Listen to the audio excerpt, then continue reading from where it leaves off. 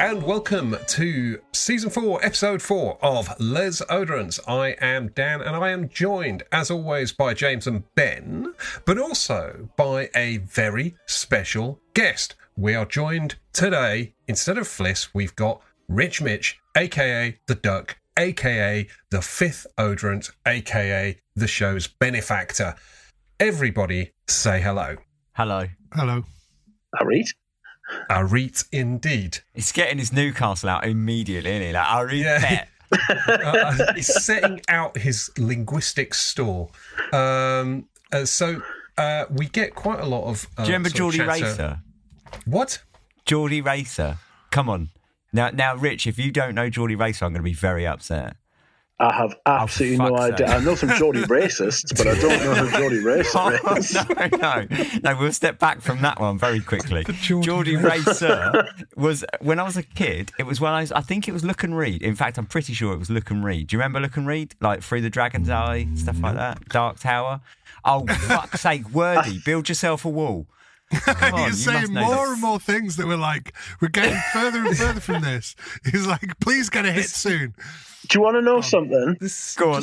Right, I am actually considerably younger than the three of you, and I don't look it by any means. I am probably the oldest looking of the four of us. I thought but I am considerably younger than the three of you. I haven't even hit 40 yet. Oh my God. Right, can I just say that this was the shittest idea ever? I mean, I thought, like, I knew we would struggle without Fliss, but, like, we just seem to have gone directly into some stream of fucking bizarre consciousness from Ben. And then some weird-ass fucking Geordie boast fest about how young Rich is. I mean, what the fuck, Geordie man? boast This is the... Geordie Boast Fest, by That's the way. our best festival. Great name for an album. Geordie Boast Fest. That's right. There's actually probably a few people up here that have got names very similar to that. Right. Like, have you seen Geordie Boast Fest? Not recently, man. So hang on. What I wanted to say, right, for the sake of our American listeners who occasionally get in touch to say they cannot tell the difference between any of the male voices on this show, or that they do not understand certain things, I present to you Rich Mitch, clearly very different from us, and also, as he's noted, younger, but in possession of a northeastern accent dialect. Rich, a very big welcome to the show. You've been extremely kind and supportive over the last, God knows how long, sending all of us samples and stuff. Now it's our turn to get you on the rack and ask you some questions. How do you feel about all of this? Fucking shitting myself. I am going to make a colossal twat of myself. In fact, I feel it my duty to immerse myself fully in Les Odorant culture by completely shitting the bed and saying things that I will no doubt regret by the end of the episode, and praying that Ben will find it within his heart to edit them out, only to find that I have been arrested come Tuesday morning and there is discussion of bringing back the fucking noose. Thank you. Okay, good. I mean, I don't think you need to be quite that afraid, although it's good that you're going to be on your toes throughout the episode. Obviously normally we would chat some blah blah about perfume, and we'd go around the houses and ask people what they've been wearing, and we surely will do this. But Rich, it'd be great for all of our 14 listeners. I think we got about 14 listeners now. For all of them, if you could just give us a little bit of who are you? Who are you, mate? And what is your gig with perfume? So I go back with perfume a long way to when I was a child, probably like everybody else. The first experience was smelling my dad's perfume in the bathroom. I have a distinctive memory of pulling all of them out, including the hairspray, filling up the sink with some water, putting all of the perfumes in said fucking Aaron sink. Terence Hughes over here. Aaron went full Aaron Terence Hughes. Well, he's never had an original idea in his life, so he probably heard this story and thought, bollocks, I can do that. Shots fired. Well, fucking hell, man. We'll save that. No doubt we'll come back. There's just a lot of fucking bollocks out there. Anyway, I was making perfumes in my bathroom before fucking any Bobby Montel, before any Aaron Terrence Hughes, before any fucking Houdini. I was fucking absolutely... That was like one of my first memories of perfume, and I was like, wow, that's really potent. That's making me feel things.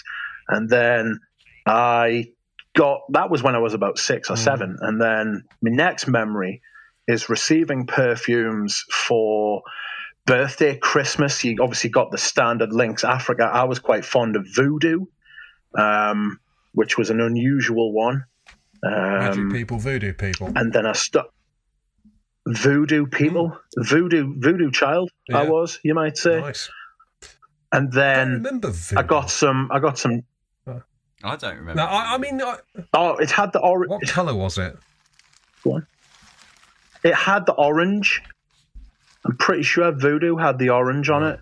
I'm looking it up now. Lynx Voodoo. I'm looking at Lynx Yeah, Voodoo. Lynx. Right, well, Lynx Voodoo in a Geordie accent To have sounds kind of better purple, like it used to have like 2 colours in a little symbol, didn't it? I want to say purple and green.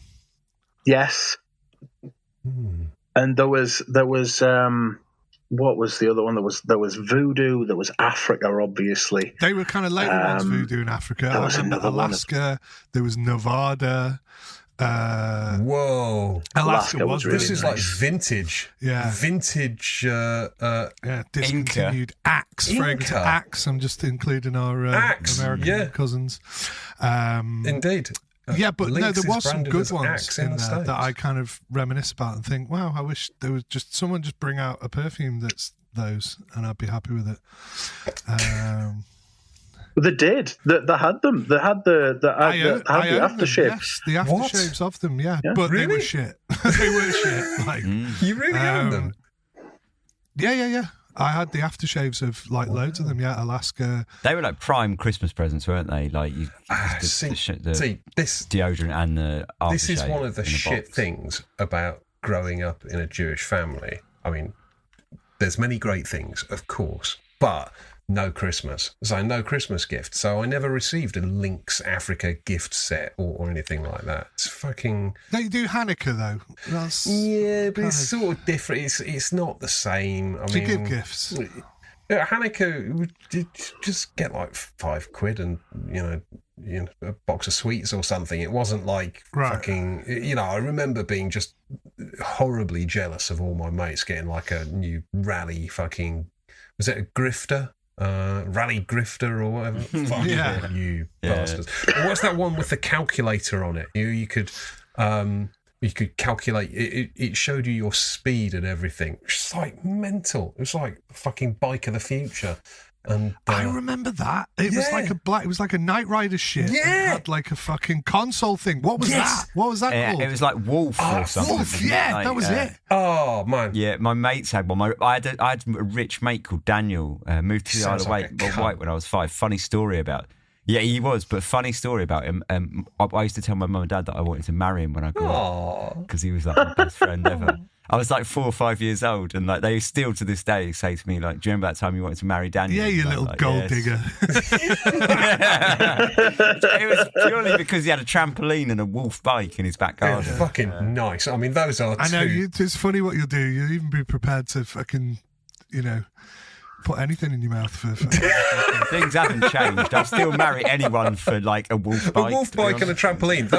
Those are primo fucking accoutrements for sure. Because it had loads of like plastic, like a body kit, like around the frame, didn't it? And all that kind of crap. Yeah. And did it make noises? It made noises as well. Probably, but like I think that's what the console did. You pressed it and it went like. I never got one of those, and I never got a fucking Lynx Voodoo fucking gift set. So unfortunately, there was a problematic one called Oriental as well. Do you remember that one? There's a problematic. Talking of problematic, sorry, it was lovely Rich, though.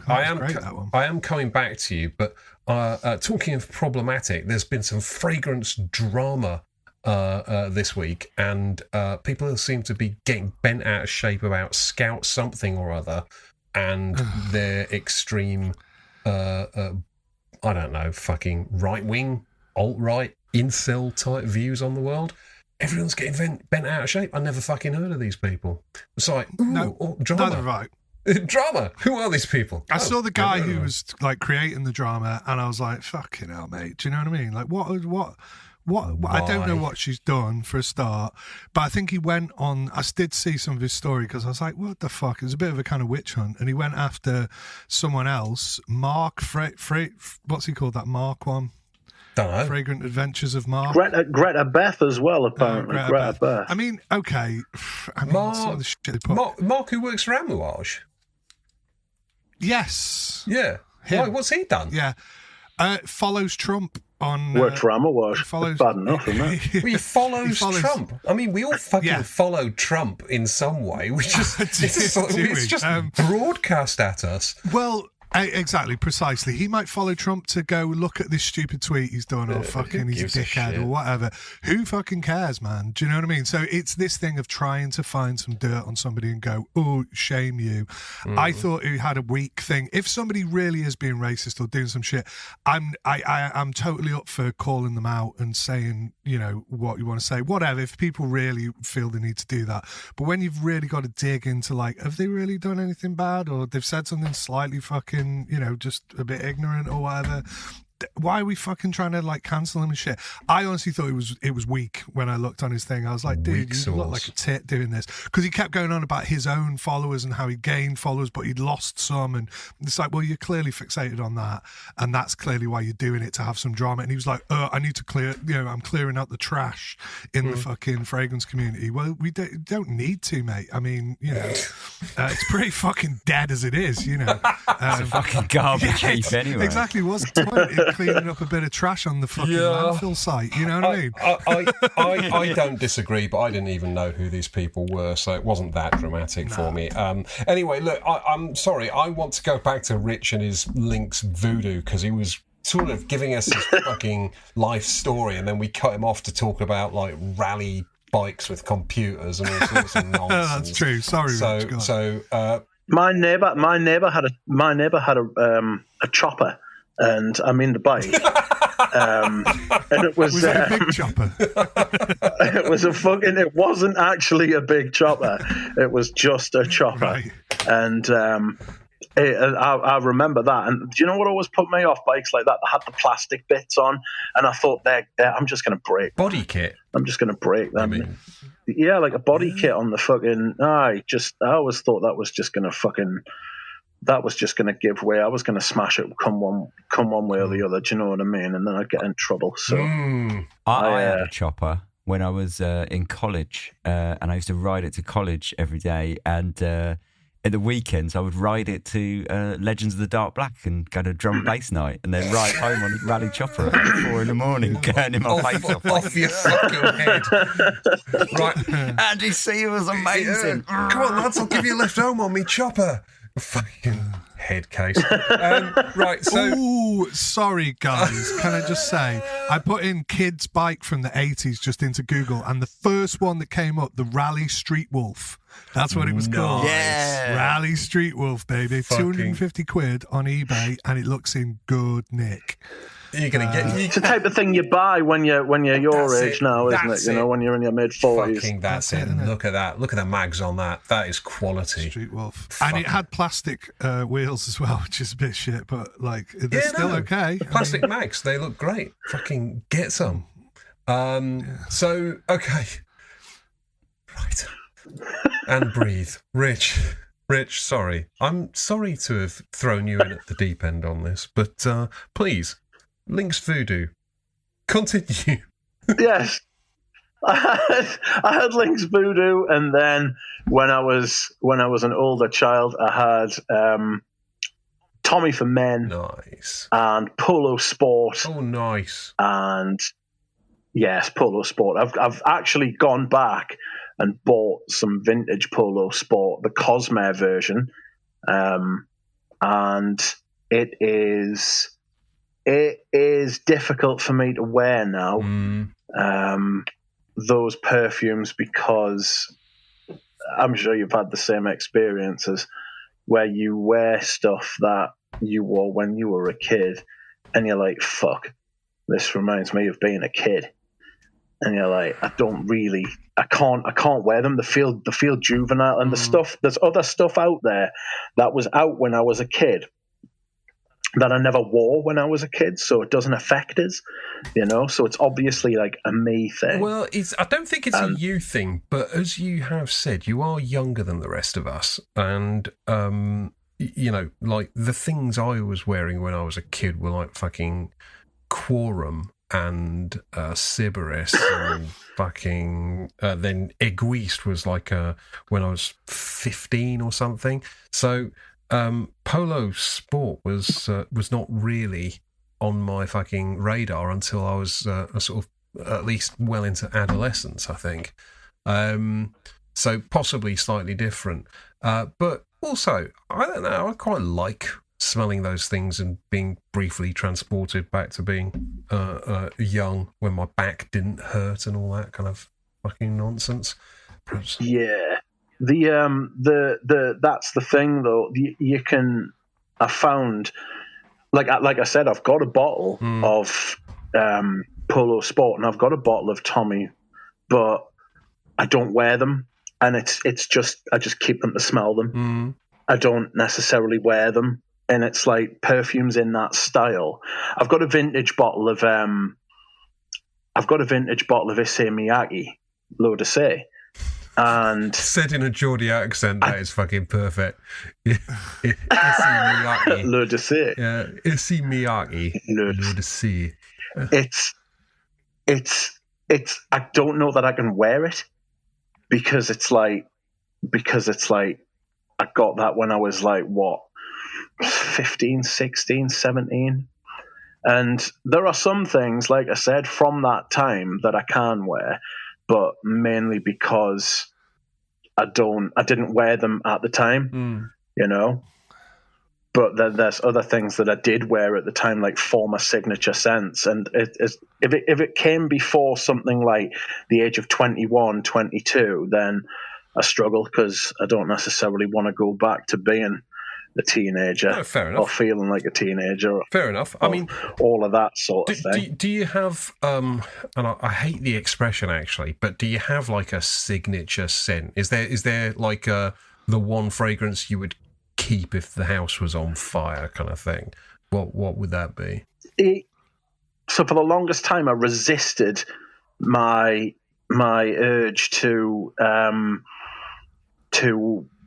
basically decide and put one above all the others. And I always used to say I've got a cluster of them at the top, but I've got to be honest, if it was one now, it would be Balenciaga Pour Homme, which came out when I was like 4.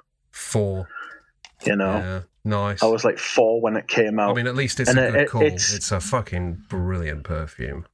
The problem is that's no other cunt can fucking get any because you've got it all. I have got quite a bit of it. I'm not going to lie to you. How much there is quite a bit. How many bottles? I've got about 17 or 18. What? What are you? In my defense, most of them are 50 mils, but there are about 7 or 8. There are about 7 or 800 mils in there. That's still more than a litre, Rich. Oh God, yes, of course it is. Jesus, I mean, that's enough to wear it every day for a lifetime, presumably. Probably a couple of lifetimes. No, I don't know that it would.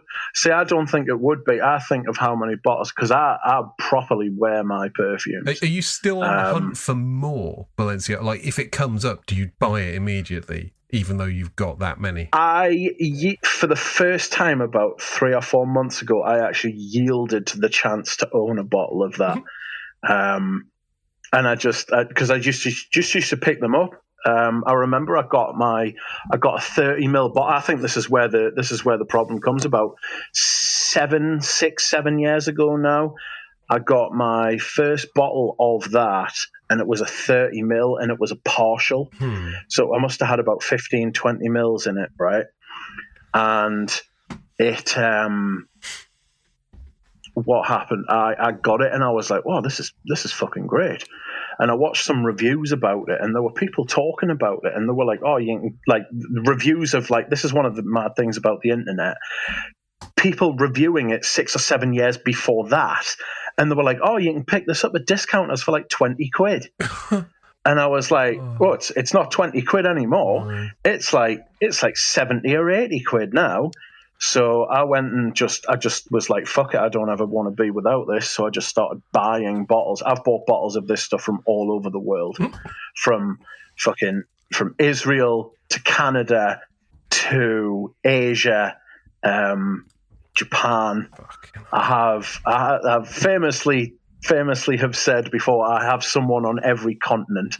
I have at least one person on every continent, and I do actually have people all over the world ready to find perfume for us at a moment's notice. What else would have been in your cluster? I appreciate Balenciaga, you rating that as top dog then, but give us a flavour of what else is in your cluster of top tier god level Rich Mitch fragrances. Ambre Sultan, Féminité du Bois, but just the vintage one. I've got a couple of the Serge Lutens bottles, but I've got to be honest, and I know James is somebody particularly for this. The really old Féminité du Bois with the curvy bottle, that is absolutely incredible. It is amazing, and it's got that same dark fruit plum type thing that's in Balenciaga Pour Homme, and I don't know if it's a patchouli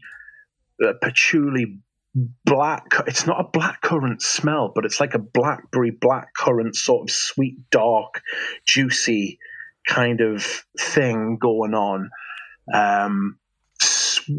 Sweet, but not sucrose. Sweet, not I don't want to say synthetic sweet, but Saccharin. It's not that kind. Yeah. It's not that vile kind of Lamal Baccarat Rouge kind of sweetness. Right. Yeah. It's a natural dark. And this is absolutely not a fucking begging letter, but I don't actually know it. I don't think so. So I find it difficult to comment. What don't you know? Féminité du Bois. Yeah. So I certainly can't. I'll send you a bit of Féminité. No. It's all good. No, I can send you. So it's all. I've got. Don't worry. Don't worry. If me Balenciaga, I was going to say if me Balenciaga Pour Homme story hasn't made you wise, I've got some. There was a lady in Scotland who put a bottle up on eBay. This was a couple of years ago. She put a bottle up on eBay, right, of the vintage, and everybody went mental for it, right? And I ended up getting it for something like 150 quid, right? And it sold, right?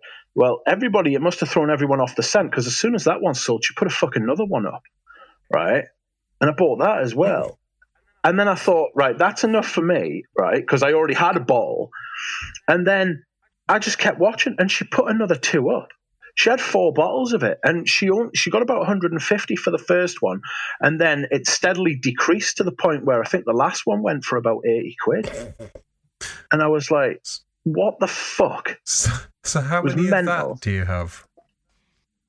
I've got 2.5. Okay, so I mean, but they're 50 mils. So there's no need to ask. I've got more bottles of other things. What? Oh God, I'm almost sort of scared to ask this. What in your collection do you have the most bottles of then? Well, it's Balenciaga Pour Homme, but after that, it's Pavarotti actually. Pavarotti, because you just can't fucking get it anymore. And that I'm not saying that's the best fragrance at all. Like Balenciaga Pour Homme, I would argue. I mean, foreshadowing about designer perfume, but I would argue that is one of the best designer perfumes from an age when designer perfume was not what it is now. Alive. Yes, alive at least. Have you tried that Pavarotti, Dan? No. I feel like possibly Rich may have sent me Pavarotti at some point to try. Yeah, I thought it was wonderful. Clearly it's left a massive mark on you. Was it not like, I may be wildly off beam here, but was it not sort of reasonably Eau Sauvage-y type thing? Or was it completely different? Aspects of it were, it's like it's a lot of honey and patchouli and lavender And to me, it smells like happiness. That's literally what it smells like. It smells like just happy. It's like you could wear it in the autumn and winter, but I don't want to fucking spoil it by doing it. You know what I mean? It's not as sort of classically heavyweight as something like a Balenciaga Pour Homme or, you know, other kind of masculine things. It's got like almost like a sort of transparent, translucent kind of thing, almost like I don't want to say like Jean-Claude Elena or something, but like almost like that, but your classic masculine, but it's a bit lighter and a bit fresher.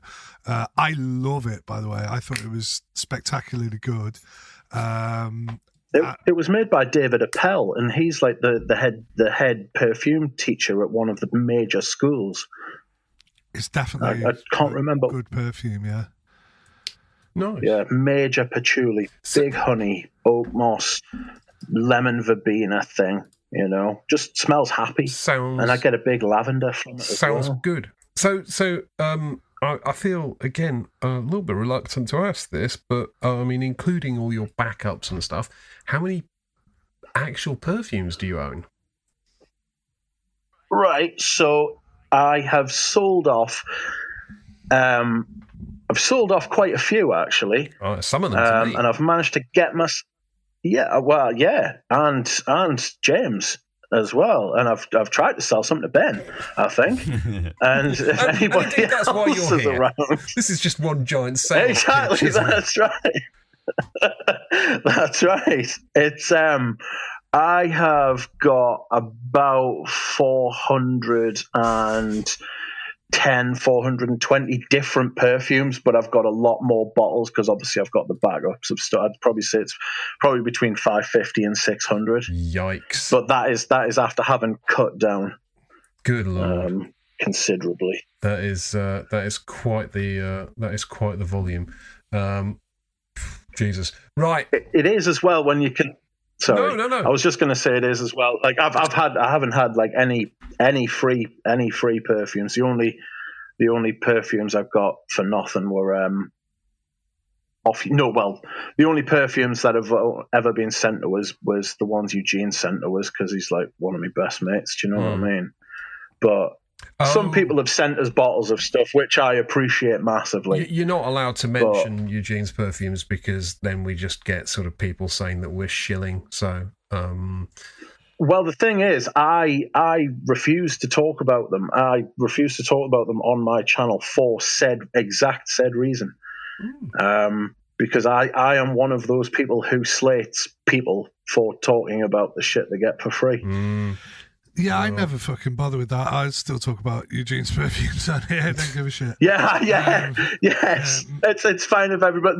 The thing is, I don't want to make a hypocrite of myself. I make a cunt of myself, but I don't want to make a hypocrite of myself too much because I have sat and berated the most egregious proponents of free bottle-ism that there has been, because I think it's completely polluted the space, and it's not by somebody getting a bottle, it's the careerists. Do you know what I mean? And like you literally can't. It's eroded and polluted the ecosystem to the point where you can't fucking move for it, and they have swept away the entire natural from the ground up basis that the online fragrance community was built the from. Kind of grassroots, and like people who exactly who did it like from passion, and it's been completely monetized and it's been completely bastardized. It's gone too far that way. The balance is probably somewhere in the middle. What I'm saying is that I suppose my point is that there should be someone who is on the other extreme who won't accept free bottles out of bloody mindedness and won't accept free bottles out of cutting off my nose to spite my face. I get that. But there has to be someone, and bollocks, I'll do it. And I've got my collection. The thing is that I've got my collection, and I love it, and I don't have to lie, which a lot of people on YouTube, Instagram, and wherever else these people fucking have fucking osmosis themselves into. So obviously, I always find it difficult to tread an appropriate line here, because I mean the reality is I do get sent quite a lot of shit for free to review, and I think the existence of the ends of the spectrum is absolutely well and good. I appreciate your steadfast unwillingness to play the game. I guess there's some people will never believe that anyone who's got anything for free is capable of being honest in their review, and fine, to each their own opinion. But I think personally, I agree with you that the careerists are really kind of a bit. I mean, they're a blight, really, and it's the people with. The people with no real interest in perfumery, they just see it as a niche to colonise and to extract some sort of career out of. I find that deeply depressing. The problem with that, it comes back to bite them, but it's even more cynical, because you can see the types, right? They look at the thing and they go, ooh, this is an untapped niche of like fragrance review things. I'm going to get involved in this because I've got some other, talent from somewhere else, or I do some other kind of videos. I'm going to move into this space. I've got massive tits. Oh yeah, maybe. Have you got? And they go, right, I've got I've got a unique selling point or two, and I'm going to fucking put myself out there. So they do that. And again, I'm not just calling those people. Anybody, you can see it from a mile off, and they start getting free shit, and they're like, "Oh yeah," and then they start to lose interest, because they realise that it's not like beauty or something. You're not going to blow up massively, even if you became like fucking Jeremy Fragrance numbers, which is highly, highly unlikely, and you probably have to put quite a lot of like work into it. You're just not going to get that, because it's weird, this community, isn't it? It's just like little, it's quite small, and it kind of remains quite small, but it isn't. Do you know what I mean? It's weird, but they come in and they think they can take it all over and do that, and they'll never do it. But what I hate to see is that they then disappear, because they're like, oh well, I'm going to move on to the next thing or whatever, and you think, well, that's really fucking cynical. And at least stick it out. Like, I think the thing with free bottles. Yeah. Oh, sorry, go on. No, you go, mate. Well, no, I was going to say the thing with free bottles is that, like you say, the careerists are the issue, but they're the ones with the loudest voice. They're the ones with the most followers. They're the ones with the slickest kind of production values. So they're the ones we all see, right? So I think you can do a middle ground with free bottles. You can get free shit, and you can still review other things as well, and you can maintain integrity. The problem comes is when you get the people that only review free shit over and over and over again, and they have zero integrity, because they're just, this video is just a quick turnaround for their next free bottle to come in. That's the issue. Because inherently, I don't think there's anything wrong with getting a free bottle. I don't think that's the way media has worked forever. And we haven't really complained about that forever. We don't complain about newspapers. I mean, perhaps we do if we're sociology students or whatever, but just sitting here, we're not going to sit there and complain about traditional media, but it works by the same merit, right? But with fragrance, I think the problem comes when you get the careerists that will only review the free shit, and then, I mean, they're just worthless, but unfortunately they're the biggest voices, aren't they? Well, so on that point, and I'm not trying to make a sort of defence for myself at all, but I'm just looking at my desk. I keep everything to the right of my desk of stuff that I haven't done photos and reviews of yet. And there's 8 bottles there, 4 of which were free and 4 of which I paid for, and paid quite a lot for in some cases. And I feel like, if you don't put your money where your mouth is, then you've got no frame of reference anyway. You know, if you don't at least buy stuff, you know, you can get free stuff and say, well, yeah, I'd buy this. I'd buy this if it wasn't sent for free, mate. You know, who believes that? But you know, I feel like if you don't at least put some sort of something of your own into it, you know, you don't buy something, then you really are just grifting. But I am conscious, though, that if we keep fucking thundering down this rabbit hole, we'll never talk about any perfumes that we've been wearing. So I would like to actually ask James, I think, have you been wearing anything interesting this week? Not really. That was a fruitful seam of content. Yeah. What have I worn? Nah, nothing really of massive interest. Nothing new? No. Okay. I'm wearing a Ketos today, just because. Oh, yes. So that's on you. Yeah. I wore some Ormond Jane the other day, but I was informed by Rich that it's fucking shite, so maybe I'm... Sorry about that. Sorry, Yeah. Rich informed you. I thought you were the arbiter. Are you deferring to Rich here? Yeah. Which Ormond Jane was it? Mon Tobacco Intensivo. How? That's not shite. That's fucking great. I know. I think they're amazing. I'm just setting it up for Rich. I just don't like that style. I don't like that Geza Schön kind of style. It's like Elena, but not as good. No, I think that makes sense. I mean, the reality is Geza Schön stuff has a very clearly identifiable vibe to it, doesn't it? And so, you know, if you like one, the odds are you're going to like quite a lot of them, and if you don't like one, you're probably going to not like any, which you know, is a shame. Yeah, I mean, I think the man's a genius, but, you know, what the fuck do I know, you know? Well, you're the arbiter, mate. I mean... well, apparently so. But, you know. I've crushed his spirit. You sound utterly deflated, James.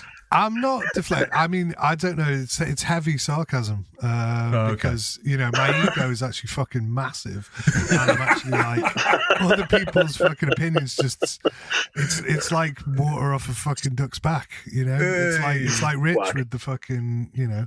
But no, what else have I worn? I'm sure I have worn something interesting. Were we talking about them Valences or not? You can do if you like, yeah. Why not? I did. Well, I mean, we're all going to have to get into that, aren't we? Because you sent them, so let's just hit on that. I am going to be positive because I kind of know what two of you think about them. I thought they were all right. Is it worth just framing this for listeners, just so they know what we're talking about? This is a brand called. Is it Valence? I think so. Yeah, and they got 3 perfumes, all done, I believe, by Pierre Long, and they sent some samples, and I thought they were quite interesting, so I asked for more samples, and they were then shared with everyone on the. They've got like a floating perfume laboratory. I don't know, it looked more like a sort of demo fucking deck than anything actually working. But they have some sort of, you know, perfume thing on a boat in London, which looked kind of fun, if not entirely convincing. But they've got 3 fragrances, and so yeah, James, what did you think of the 3? Or any? Okay, so Source was the first one that I sprayed. I thought it was very heavy with olibanum, not in that kind of way, like the churchy incense that people like your sort of Avignon or something like that. Nothing like that whatsoever. Kind of much more artisan, indie, not the most refined thing in the world, but I actually liked it. It had a strange, like, slight smokiness underneath, and then this kind of like vetiver-y kind of hand cream thing that I don't normally like, but as it wore on, it was kind of getting nicer, and I thought, yeah, I do like this. It's quite complex, and there's clearly good materials in there, but as far as being, a polished perfume, I didn't think it was very good. And I'll just put into context, because, I have been accused, we won't get into that, of, being favourable, shall we say, towards Pia Long. If anybody has ever read my reviews of any of her other perfumes, all of which is about fucking 2, right? I've said... one I called Pedestrian, which she kind of sent me a fucking snotty thing going, oh, you think it's pedestrian? Yeah, I do. So fucking do, and what? Well, exactly, there's no fucking shilling going on there. So, no, I'm just going to say that as good as... I genuinely thought all 3 had certain qualities that I like. So the other one, Sun, was a kind of musky. Again, I've no idea on the notes on these. I do now, because I wrote reviews, which I write on my phone. I didn't look at any notes or anything, and then I put them on Fragrantica, and then I looked at the notes and went, okay, actually, and again, this is not like a flex of like, oh, I'm sniffing stuff blind and I can smell things in it. It was actually testament to them that you can smell the actual things in them, and go, oh, okay. So that one was kind of a musky sort of tropical fruit thing at first, and then about halfway through I went, oh, it smells a bit like tuberose. It's kind of like a sweet tuberose. It's not a like full heady kind of like tuberose, but it's a very feminine perfume for me, a bit too feminine even for me. But I thought, as an idea, yeah, all right, tropical, fruity. I do like a lot of musk in perfumes, so it was kind of musky and warm. Okay, that's fine. Then the other one was Spirit, which I thought had the most appalling opening, and I love a kind of soapy. I like that, like broadly Italian kind of style of being like actually really quite minimalist and just smelling effectively like soap for a bit, and then kind of letting out little facets of other things and going, oh, this is seemingly quite a simple perfume, but it's actually, something else. This is like a sledgehammer version of that, like not very refined again, and horrible opening. Smells like fucking, I don't know, like washing powder or something, but with like kind of minty. It was just awful. And then it starts to get a bit like crunchy and kind of green and floral, and you're like, oh, okay, this is all right. And then it actually dries down to something that's positively like, I'm like, this is actually, I like this. Probably one of the nicer dry downs, little bit more masculine, sort of woody aspects to it. And I thought that one was okay in the end. Again, if I bought perfumes just purely for the dry down, and I've said this before, then there'd be loads of perfumes that I would think, yeah, that's all right. But you don't. You've got to balance it up. So it was a real tale of two halves, and one half I didn't like at all, up until about you've worn it for a few hours, and then it started to become better. But let's say, so they're about 220 quid each, aren't they? For like, are they? I think Rich I didn't actually even look Rich? at the price.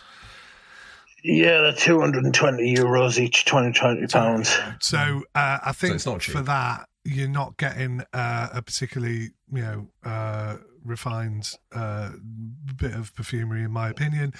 Some of the ideas, I actually think as a trio of perfumes, you're getting some quite different things, and I can't shit on them too much, because I think they're kind of okay, and the materials do kind of shine through as being nice. They were very greasy on my skin. I sprayed them on, and it's like a slick of fucking grease that doesn't dry for ages. Yeah, I was like, is this gonna fucking dry? Well, I had to actually wipe one, because I was like, my arm's fucking greasy. Like, what the fuck? Very high oil content. I actually think that for all the, me saying how great Source is, and this is not me saying about my own fucking perfumery, little endeavors that I've done, but it smelled like something that I have kind of dabbled making something close to that, and I've been like, well, that is not a great endorsement of the perfume. I'm not like saying that to be all like, but it's true. I just thought that as much as I kind of liked the materials and the sort of idea, it just lacks that refinement that really it perhaps should have, especially if you're paying top dollar. And as for the guy himself, I've looked on the thing. He wears this kind of green jacket and he's on a canal boat. That's the one. Apparently extracting things and stuff like that. I mean, why is he doing that? And then Pia's making the perfumes for him. I don't really get it. I mean, is it a PR stunt, like to get people on PR. And go? Yeah. No, yeah. I mean, it's nonsense. I mean, he seems to me like a pretty decent guy, and I've looked at some of the Instagram stuff, and he's basically got a whole bunch of kind of essentially rent-a-quote type twats to go on his boat and show them stuff, and they all fawn over how brilliant and artistic he is. But to me, it doesn't look real, and I don't really believe that he's extracting materials for her to then turn into perfumes. It seems to me he's a PR guy, or marketing guy, or whatever, or maybe he's an artistic sort of visionary and he's got an idea for his brand, all of those things are good and can be true without anything being wrong with it. But I don't believe that he's making materials. That seems unlikely. Yeah, I mean, he might be, but he did say, "Oh, I've got this here. This is something CO2, right?" And I was like, "Well, I don't think you can do CO2 extraction with like the equipment that would fit on a fucking canal boat." Maybe I'm wrong, or whatever he had there. So. He had some kind of, because so I don't know, but and also. Has he got any of the starter material? I don't get what's going on. He's just got a fucking flask that he's like, I don't know. It seems a bit like, not that I care really, because he's not claiming to be the perfumer, because it blatantly said on Fragrantica that he did let on at first. He didn't not hold on a minute without double negatives. He would have let you believe at first that he was the perfumer. If you look back over his social media posts about the thing, no mention of Pia Long at the beginning, no mention, all the stuff about him making it on his boat. That was all. That basically stories changed all the time. I mean, like you have described it as like PR and stuff like that. I would say that he's just like lied. You know what I mean? Okay. That's like another way. But I mean, he's just lied. Do you know what I mean? It's just he's just full of shit. Well, and again, it goes back. Is it still a lie if he has had? He's not telling the truth on purpose. No. Well, I'm saying that. Well, it would, but I'm saying if he has had some hand in the creative process, even if it's just to say, I sniff the mods that you've made, I give you an idea of what I want you to do, I sniff the mods, and then, so is that a person who's had a hand in making the perfume? Would you say, no, absolutely not? My position is that person has compounded it, so it's theirs, but if they're under direction of somebody else, have they not had a hand in the making of it? Well, I'm just asking for clarification. It's a philosophical sort of question, but it gets back to the whole Roger Dove shtick, and he has got Roger Dove vibes. He has got big Roger Dove vibes. He wears a stupid jacket, he talks shit, and he wants people to think that he makes the perfumes when it's actually somebody else, Well, and it's like I've seen this one before, and his jacket is shit compared to Rogers. You're going to have to do a fuck sight better than a green jacket to get me to buy into this. He's shift the piano or something, doesn't he? Exactly. That's what I'm saying. Or he's just won the Masters. You know what I mean? Everybody's jacket is shit compared to Rogers. I mean, that guy has got some serious, dress. Well, I'm not going to say dress sense, but he's certainly got a very firm style. But I think it's perfectly reasonable that he's had some part in the creative process. And actually, for me, the whole boat thing's a bit of a turn off. Because I personally, I don't buy any of it. But I'm sort of more interested in the perfumes. And, James, you sounded I think I'd characterise you as being lukewarm at best on those perfumes. And they were good in parts, but nothing great. Yeah. And I thought they were okay. Yeah. Okay. I mean, Ben, just put me out of my misery. What did you think of them? So I didn't know anything about the guy. I just now literally looked up the boat thing there. So I had no idea what they even were when they came for the post. I was like, oh, interesting. So I sprayed all three on a strip. Yeah, I was like, it took me a while to realise they were actually from you. And then I was like, oh, right. Even though my name and address is printed on the fucking label. So I didn't check that in my bleary-eyed kind of, in my pants, bleary-eyed in the hallway of my building, just sort of like looking at the parcel going, I didn't order anything. So yeah, I had no idea who he was. I just thought they were fucking shit. Oh, really? But then one did grow on me. Sauce rather. So I before you say it, there is a small problem with these, which, as far as I can tell, the perfume is not written on the actual vial, and they're anywhere. Loose as well. They fall out quite easy. And I think so. Two of the packs. So the packs I sent to two of you were just as they came. Okay. One of the other packs, I think, the perfumes, it's possible they got jumbled up, right? So there is just a small possibility one of you is referencing the wrong perfume. I suspect, if when you describe it, we'll know which one you mean.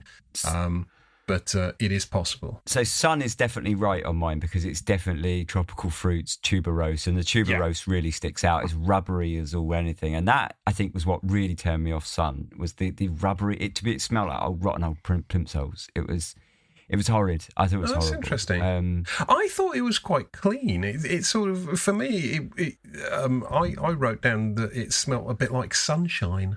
It was all very tropical and holiday-ish and quite bright. But then I didn't get overwhelmed by tuberose either, in fairness. So it has a rubbery thing, which I think is the patchouli. Maybe I don't know if it's got patchouli in it, but I've smelt patchouli fragrances before that had that kind of like old elastic bands, like old rubber sort of vibe to it, and it is sort of dank patchouli. So I don't know if that's what's in it, but to me it just smelled like just rotten old plimsolls. And then Spirit, I think he's right as well because it's a clean, soapy, sort of almost like a sport sort of fragrance. I fucking hated it. I thought it was so fucking horrible. Yeah. So that's so interesting because Spirit I really liked. I really liked it, and I thought, do you know who'll like this? Ben. Because I feel like it's got like retro vibes, sort of. Exactly, yes, yeah. Retro designer sport vibes, and for some reason I think I thought it was fantastic. I wasn't, the Sun I quite liked, but Sauce I fucking hated. Just straight off the bat, really disliked that one. So I do get the retro vibes. Like totally got to get what you're saying about that. But for me, it's just a bit too like it doesn't feel subtle at all, and it's there's something a bit just claggy and tangy, and it does smell a little bit like walking down the washing machine aisle in Sainsbury's, the washing detergent aisle in Sainsbury's. That's always quite nice. It's quite a nice experience, but you ever, when you try and find like a good fabric softener and you're sniffing all the bottles to try and find one that actually smells nice, and actually you come to the conclusion that they all smell a little bit rough because at the end of the day they're just fabric softener. It reminds me of that. Like I've stopped using fabric softener, but I don't feel like it does anything for me. No. I feel like fabric softener is like a fucking, it's a Swizz by big fabric softener. The Sauce was my favourite. You were just using it as a crutch, weren't you? You don't even need it. You don't need it. I know what you mean. I used to always use it. I mean, I don't have much choice in the house, to be honest. What happens to it, really? But you're so down at heel tonight, James. Well, no, she would twist that around and go, I do the fucking shopping, blah, blah, blah, you know what I mean? And I'd be like, but no. But we don't use it anymore, and I don't miss it. No, it doesn't exactly. make any difference. It's a swizz. It's a fucking con. Do you know why? Because people buy it because it's comforting, because it's called comfort. Yeah. That's my conspiracy theory. See, I'm just trapped in the descriptions. I just, midnight blooms. Yeah, go on then. Let's buy that one because it's going to smell lovely and flowers. And you get home, you go, it smells like fucking fabric softener again. And so the next time you go, I bought one a couple of days ago, Highland Spring, I think it is. And I was like, that's going to smell great. Got home, smelled like fucking fabric softener. What's that fucking brand that have tried to zhuzh up fabric softener? Yeah. I can't remember now. They're called something and something. Something and something, yeah. They've got two, it's like a double barrel name. But yeah, you can, but it's like agonisingly expensive shit. Mental. I think, I remember looking at it and thinking, 60 quid for fucking fabric conditioner. I mean, in fairness, I'm probably exactly the sort of twat they should be targeting. Really? 60 quid? The package make my clothes is cool. smell. I mean, they look it's all great. minimal, and they're supposed to actually, aren't they clones of perfumes or no? Possibly, but I mean, you're as well to just throw some fucking perfume in there, I imagine. True. Yeah. Ben, overall, not impressed. either. I don't think I will look for them particularly. I say Source, I actually did like, but Sun and Spirit not for me. But none of them were enough for me. I wouldn't. I mean, I had no idea the price because I didn't look them up because nothing gripped me about them. Fair enough. All right. Well, Source, Source, as I said, I didn't like. Had a creosote-y vibe, but I was surprised you didn't like Spirit. Given, I've worn Spirit a few times now, and I've actually found I get what you say, James, about the opening. It is a little bit untidy, but it just has that sort of almost polo sporty type feel to it, and it feels like a sort of.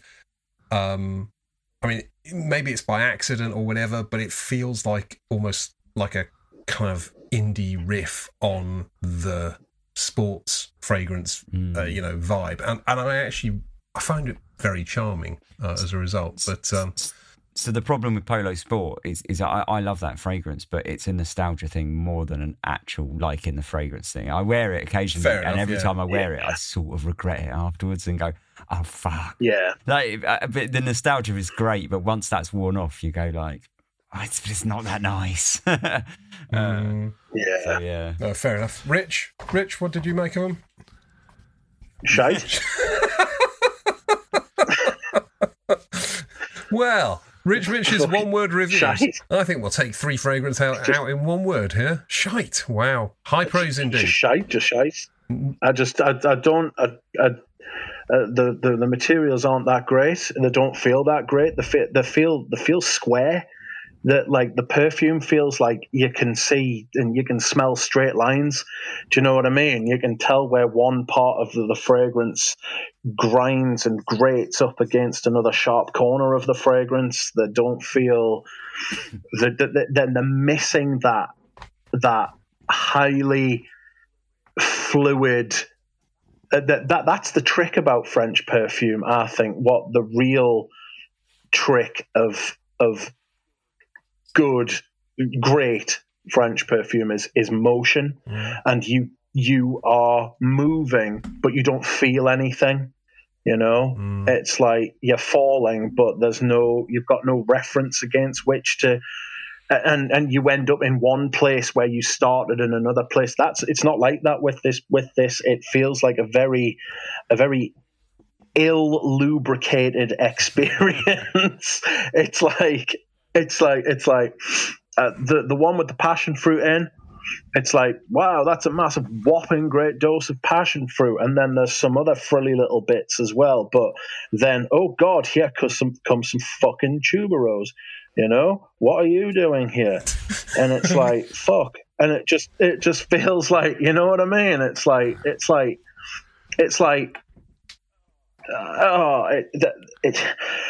So there's like a bigger point. I mean, the perfumes are shite. I mean, I could literally just like write them off and say, what's the point of these? The fact that they're 220 quid a bottle is just egregious, and it is what's the opposite of a mitigating factor? An aggravating factor. Yeah, an aggravating factor. That's another thing that we could go on about in the second half of the show. But the price of these in relation to how good they are is fucking outrageous. It's absolutely fucking mental. And these are a niche brand. These aren't even designers. Well, these are niche. I mean, niche, indie, whatever it is. I mean, to be honest, I always find the whole price discussion a bit kind of a bit of not pointless, but it's like, you know, people have different fucking appetites and thresholds for how much they're prepared to fritter away on you know, perfume. So I would agree with that. But it would go back, do a callback to the conversation we were having earlier. When people are getting free bottles on YouTube and Insta and everywhere else that they get their free bottles, and then telling you how great these fucking things smell. There are idiots, and it's always the idiots like me, when you start out, who will think, great boobs, I'm going to buy that for fucking 220 quid for 100 mil. And that person hasn't spent a fucking penny on them. And I wouldn't part with 50 quid for these, any of them. Okay. I wouldn't part with 50 quid for them. I might be because I kind of sometimes feel like my pricing criteria stuck in like 2017, 2015. Do you know what I mean? That's like, sometimes I think like I wouldn't pay 50 quid 10 years ago for them. So still it's like demanding Balenciaga for 30 quid, aren't you? That's exactly it. I didn't actually pay 30 quid for it. I paid closer to 70. Jesus. Okay, well, so pretty clear fucking opinion there from Rich. I think ambivalence from James. Slightly more on the negative side of ambivalence from Ben. And I'm going to describe them as a bit of a curate's egg, because I think they are good in parts, and I don't know, I really enjoyed Spirit. Sun I thought was pretty decent, although probably not my style at all. And Source I just broadly detested. It smelled like creosote to me. It smelled like sort of, there was something wrong in there. But anyway, I feel like I don't need to put the boot into any perfumes, as you know, you lot have done that incredibly well and eloquently, particularly yourself, Reg. I think that was very, very direct. I am conscious of the time, so I do want to give Ben a quick opportunity to flag anything of interest that you've been wearing other than the Valences. So I've been wearing something interesting, but it's not a positive one, so I'll be rapid about it. But Escada Moon Sparkle. Escada Moon Sparkle, anyone? Is that one of the feminine ones? It's a women's sort of marketed women in 2000, mid 2000s, sort of fruity, sort of amber. I don't think I've tried it. It gets a lot of like hype now, but I got a feeling, well, my sort of opinion on it now is that that gets that hype because it's discontinued rather than it's good. Because I sort of fell upon it looking for strawberry fragrances, because I've got one strawberry fragrance, and I always like the idea of strawberry fragrances, but I find I've never really found one that works. And but I still always sort of look. And so I found this one, and I thought, I'll give it a go, because it's getting a lot of hype, and it's not just strawberry like by itself. So let's give it a crack. But to me, it smelled very like a juvenile berry and amber, and I didn't think it was very good.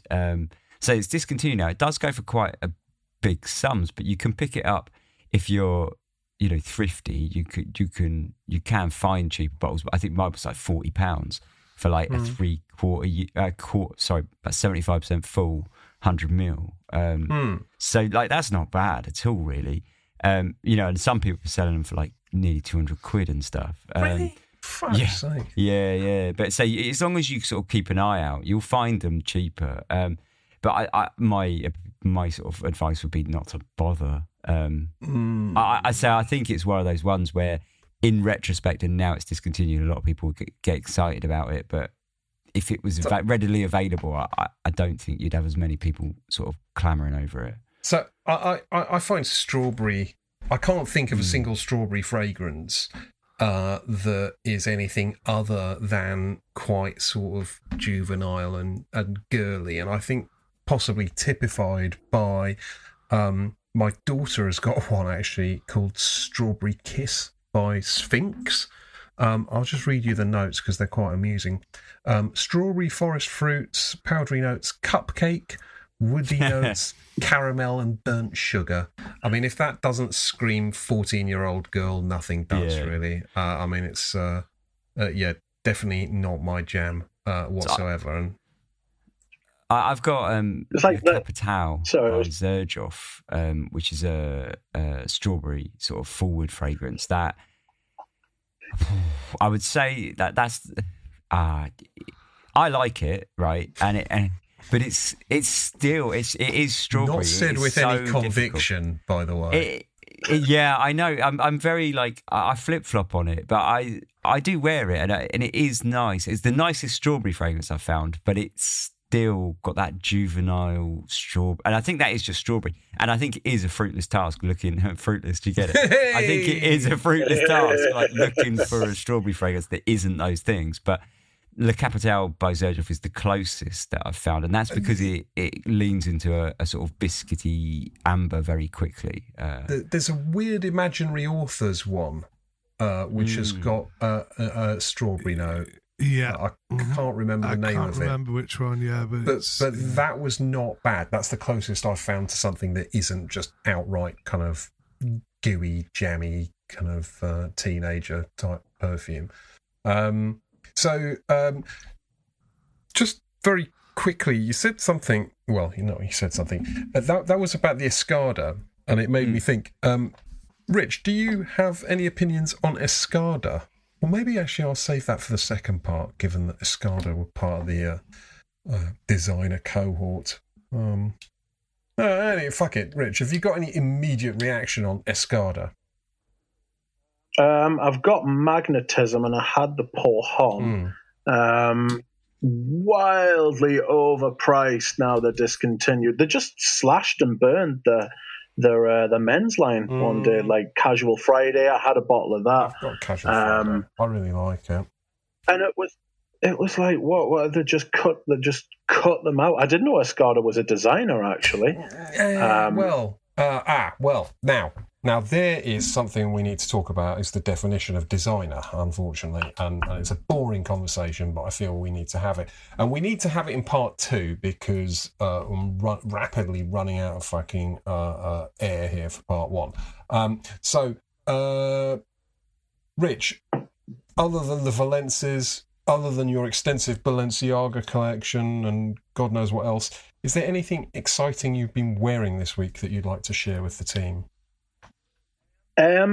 One thing in particular, and it is called Queer by Monadiorio. Oh. And Monadiorio is an unusual brand. They have been in hibernation for about 18 months. Fuck knows what is going on with Monadiorio, but if you go on the website, it says we're working on something about the next chapter in our fucking evolution. They're gone. They are gone. And fuck knows when they will be back. And it is an utter tragedy because Queer is one of the best fragrances. You were saying earlier what would be like in that cohort of perfumes that you think are like your very best ones. Queer by Monadiorio is one of the very best perfumes I own. It is brilliant. It's smoky without being cliche. It's like this kind of, oh God, what do you like? Queer's one of those perfumes, right, that when you smell it, it makes you think, fuck, am I up to wearing this? Like, do I actually look like I should be able to wear this? You know? And like, you've got to dress and look a certain way. I always thought that the blurb for it was quite clever. It was like part of the blurb was if a man wears it, it's like fucking sexy and mysterious and stuff. And then they were like, if a woman wears it, it's like effortlessly chic. And it is. That's exactly what it's like. It's like Tuscan leather, right? But with a better leather note and a better smoky note.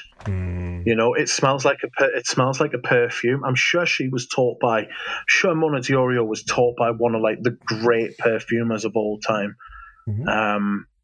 But that is genuinely one of the best perfumes I own. Cool. And I've got 58 bottles. I've got about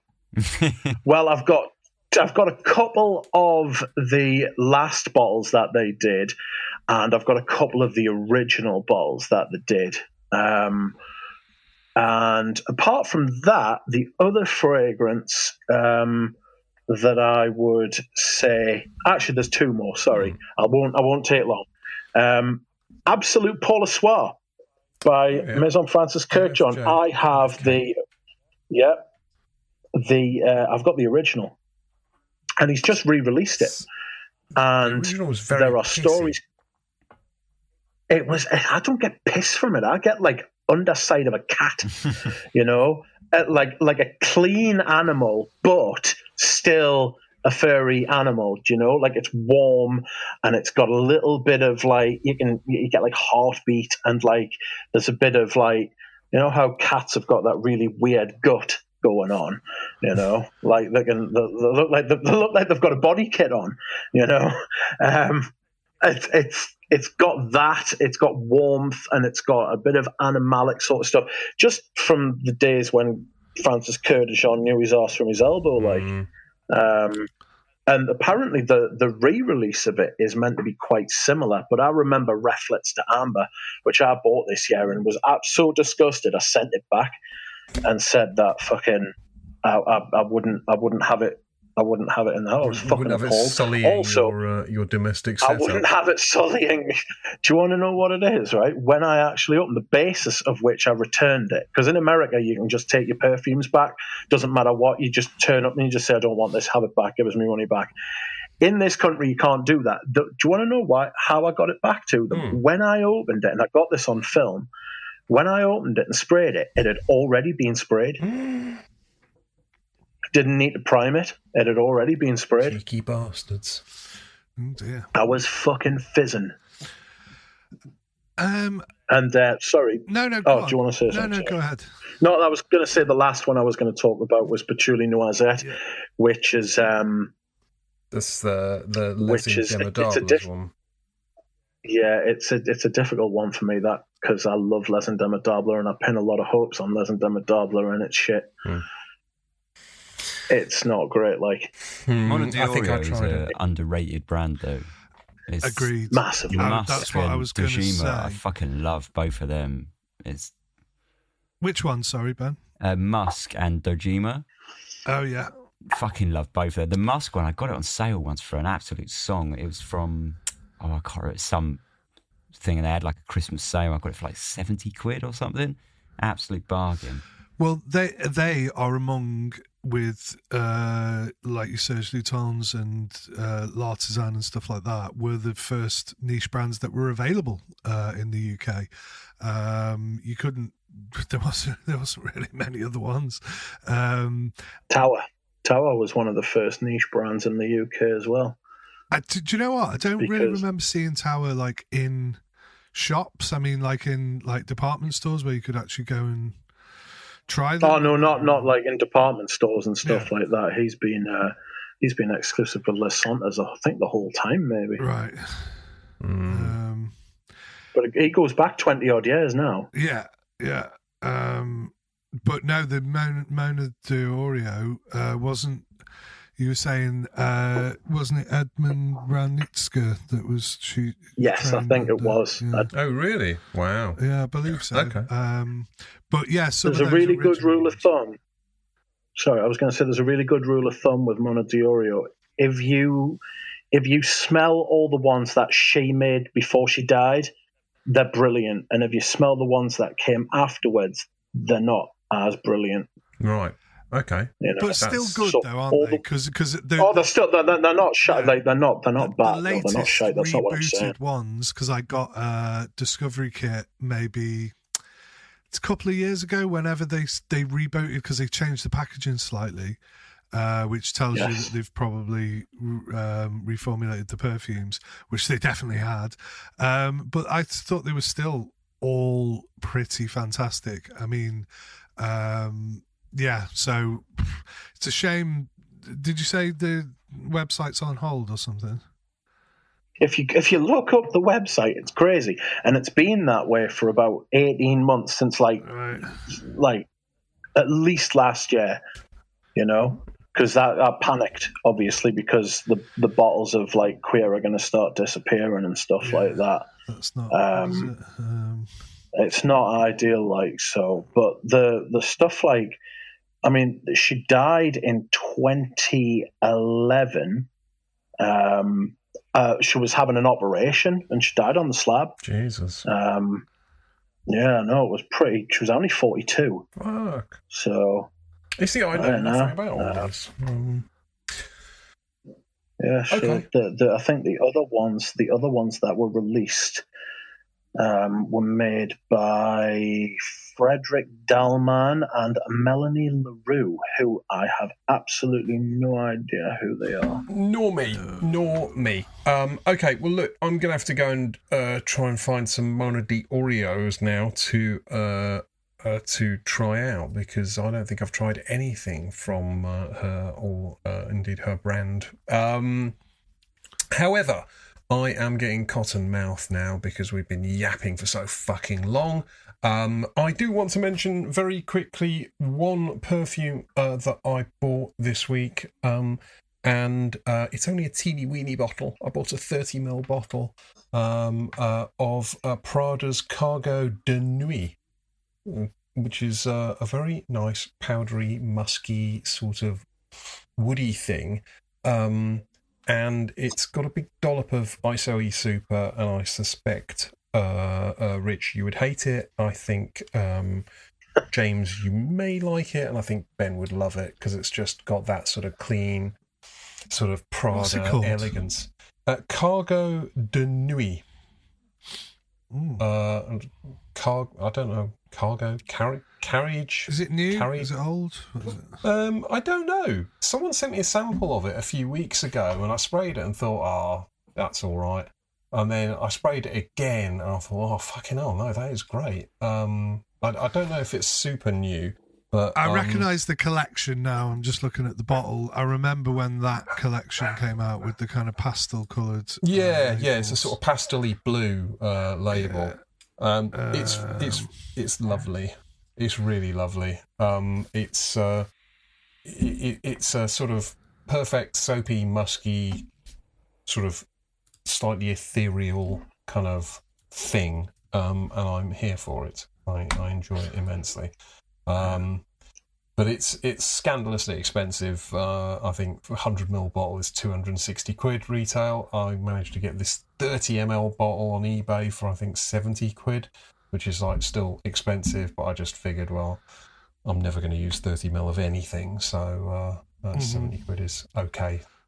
Anywho, right, let's wrap up part one, because I'm fucking down for something to drink, and we will be back in just a few short minutes with part two of Les Oderants. Thank you very much. Bye.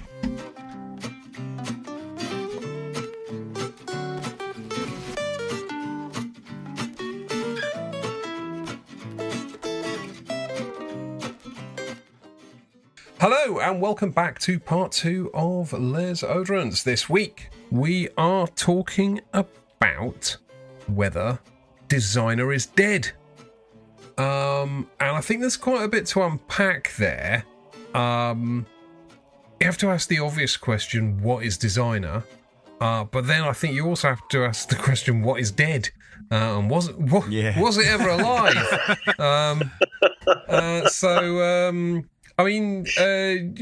Designer to me, shorthand, it's just sort of fairly mass appealing. It's in boots. It's what? It's in boots. That's exactly. That's a great description.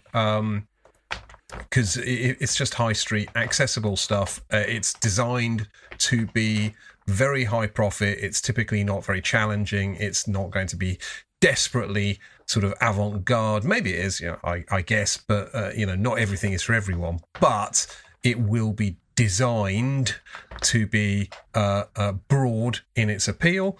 But I think the design focus group, yeah. But I think the designer sort of thing really relates specifically to this idea that designer fashion brands have some sort of perfume adjunct to them, whereas niche fragrances are or were fragrance houses that had no other business. They don't do anything else.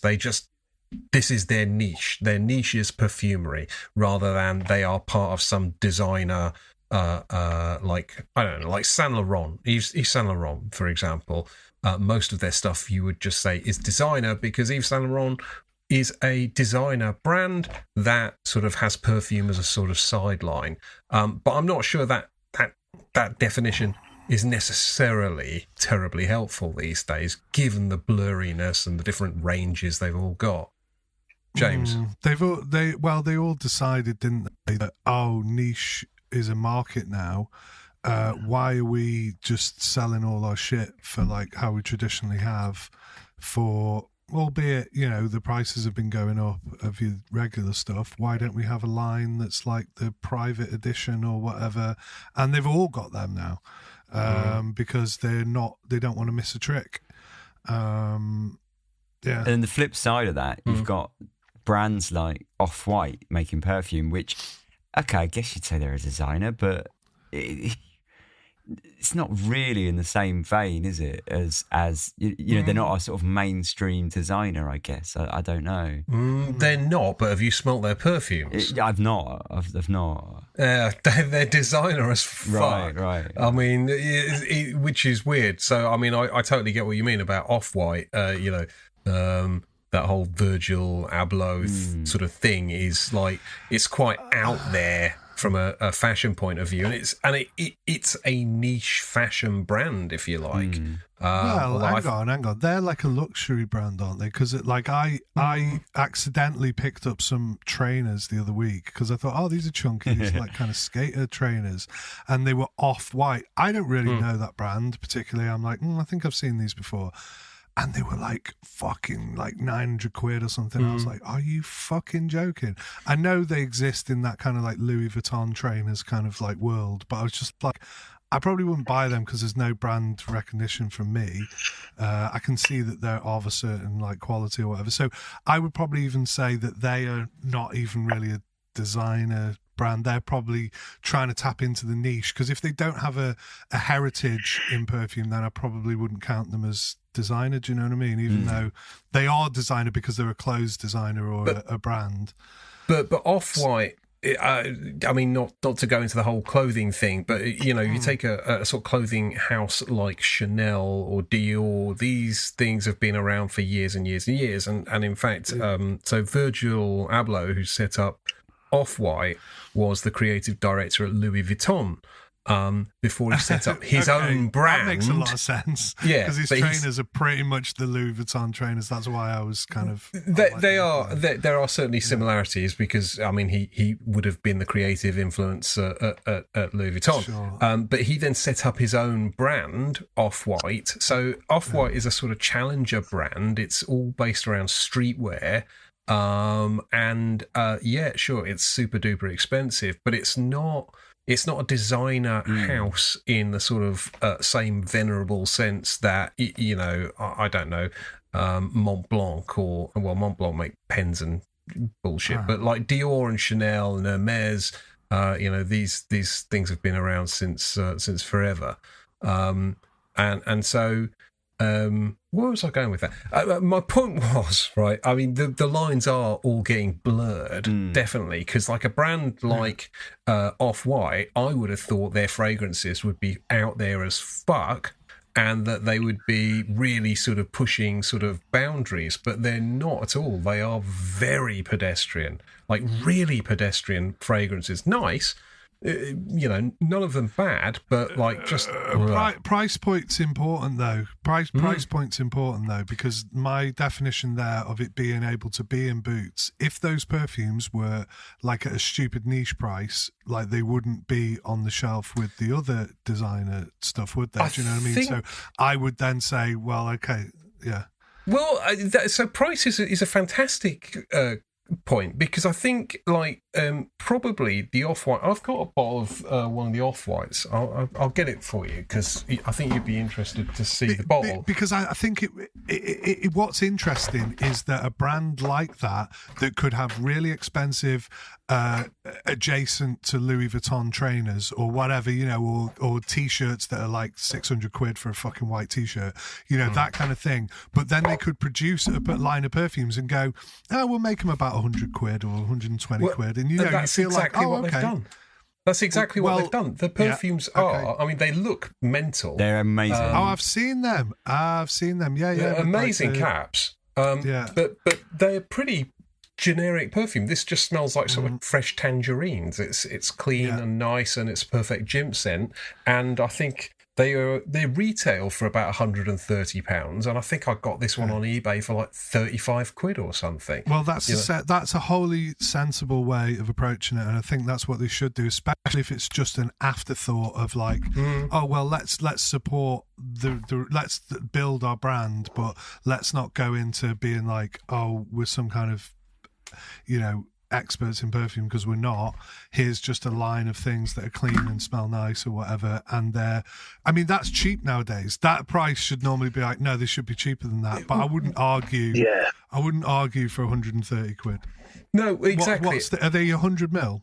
They're 100 mil, yeah, exactly. That's good. That's all right value then. And I think on the point of pricing is that you're sort of getting towards that now in Boots anyway. A fucking 100 mil bottle of fucking Sauvage Elixir or whatever it is almost certainly going to rinse you, at least RRP, £100 or thereabouts. I suspect they're all probably trying to keep below the £100 fucking threshold. Exactly. But the difference between £100 and £130, well, hang on, let me check that. It's £30, right? So my maths, there's not a fucking fly on me, mate. But it's not that much, is what I'm trying to say. It's not like it's not a huge fucking chasm to cross. If you're prepared to spend £100, then £130 is not like really out of your price range, is it? Mm-hmm. I think the new Issimaki that I went to look at it was £97 for 100 mil. So like, yeah. Is that the one in the round bottle? Yeah, yeah, that's right. Yeah. Have you tried it, Rich? No, I haven't, but I saw a video from someone the other day where they got it, and I was like, hang on a minute, that's not Nisei Miyake. It's not in the exact same bottle they've used for the last fucking 30 years. That can't be right. Yeah, no, they changed it up. Unbelievable. I couldn't believe what I was saying. A new bottle. But it was just, I was interested listening to what you were saying about defining what is designer perfume. You have to remember when designer perfume goes back over 100 years now, when the couturiers and I've butchered that, I'm so sorry, France. The couturiers of France would get a perfume that they would include with like a sale of a garment, right? That is your birth of your designer. But there weren't that many designers around, so you used to have perfume was essentially designer perfume or guerlain for a long time. And then in the 80s, L'Artisan and Maître Parfum Elegante came along, and after that, it's just it slowly snowballed up until the mid 2000s, and then all of a sudden it just exploded into a billion pieces, much like a lot of consumer society has now. There's everybody's got a niche, and there's a niche for everybody, you know, and I've used that word niche there, but it's very hard to even define the problem or the issue that we're trying to talk about, because what is a designer? To me, I always stuck with niche perfume is just somebody who just does perfume, and designer perfume is a brand that does other shit, designs. Yeah, exactly. Basically.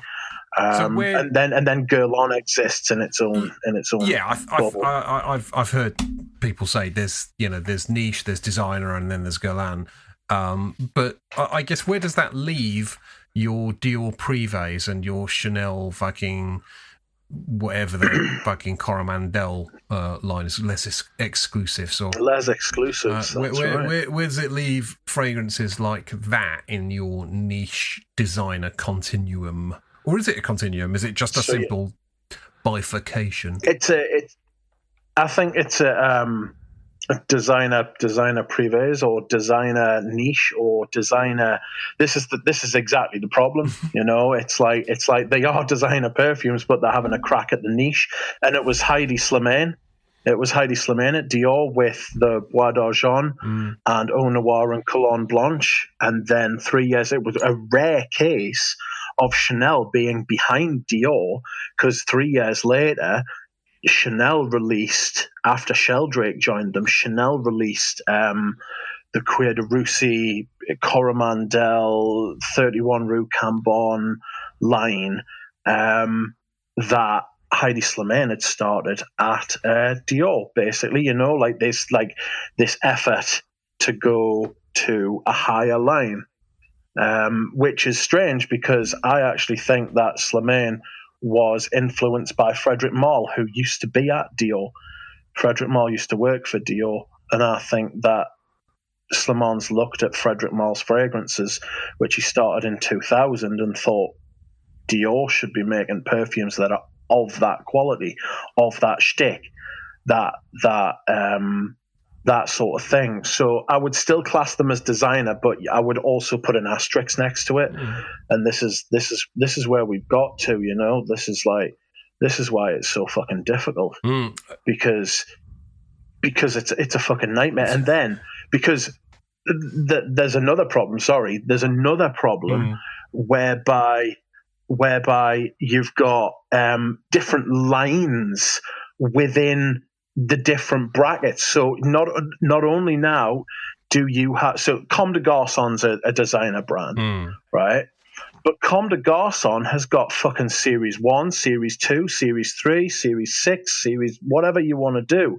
They've got different lines within that, and that comes from a riff on a theme which is started by flankers of standalone perfumes, you know. I don't know who made the first flanker, but they've got a fucking hell of a lot to answer for, you know.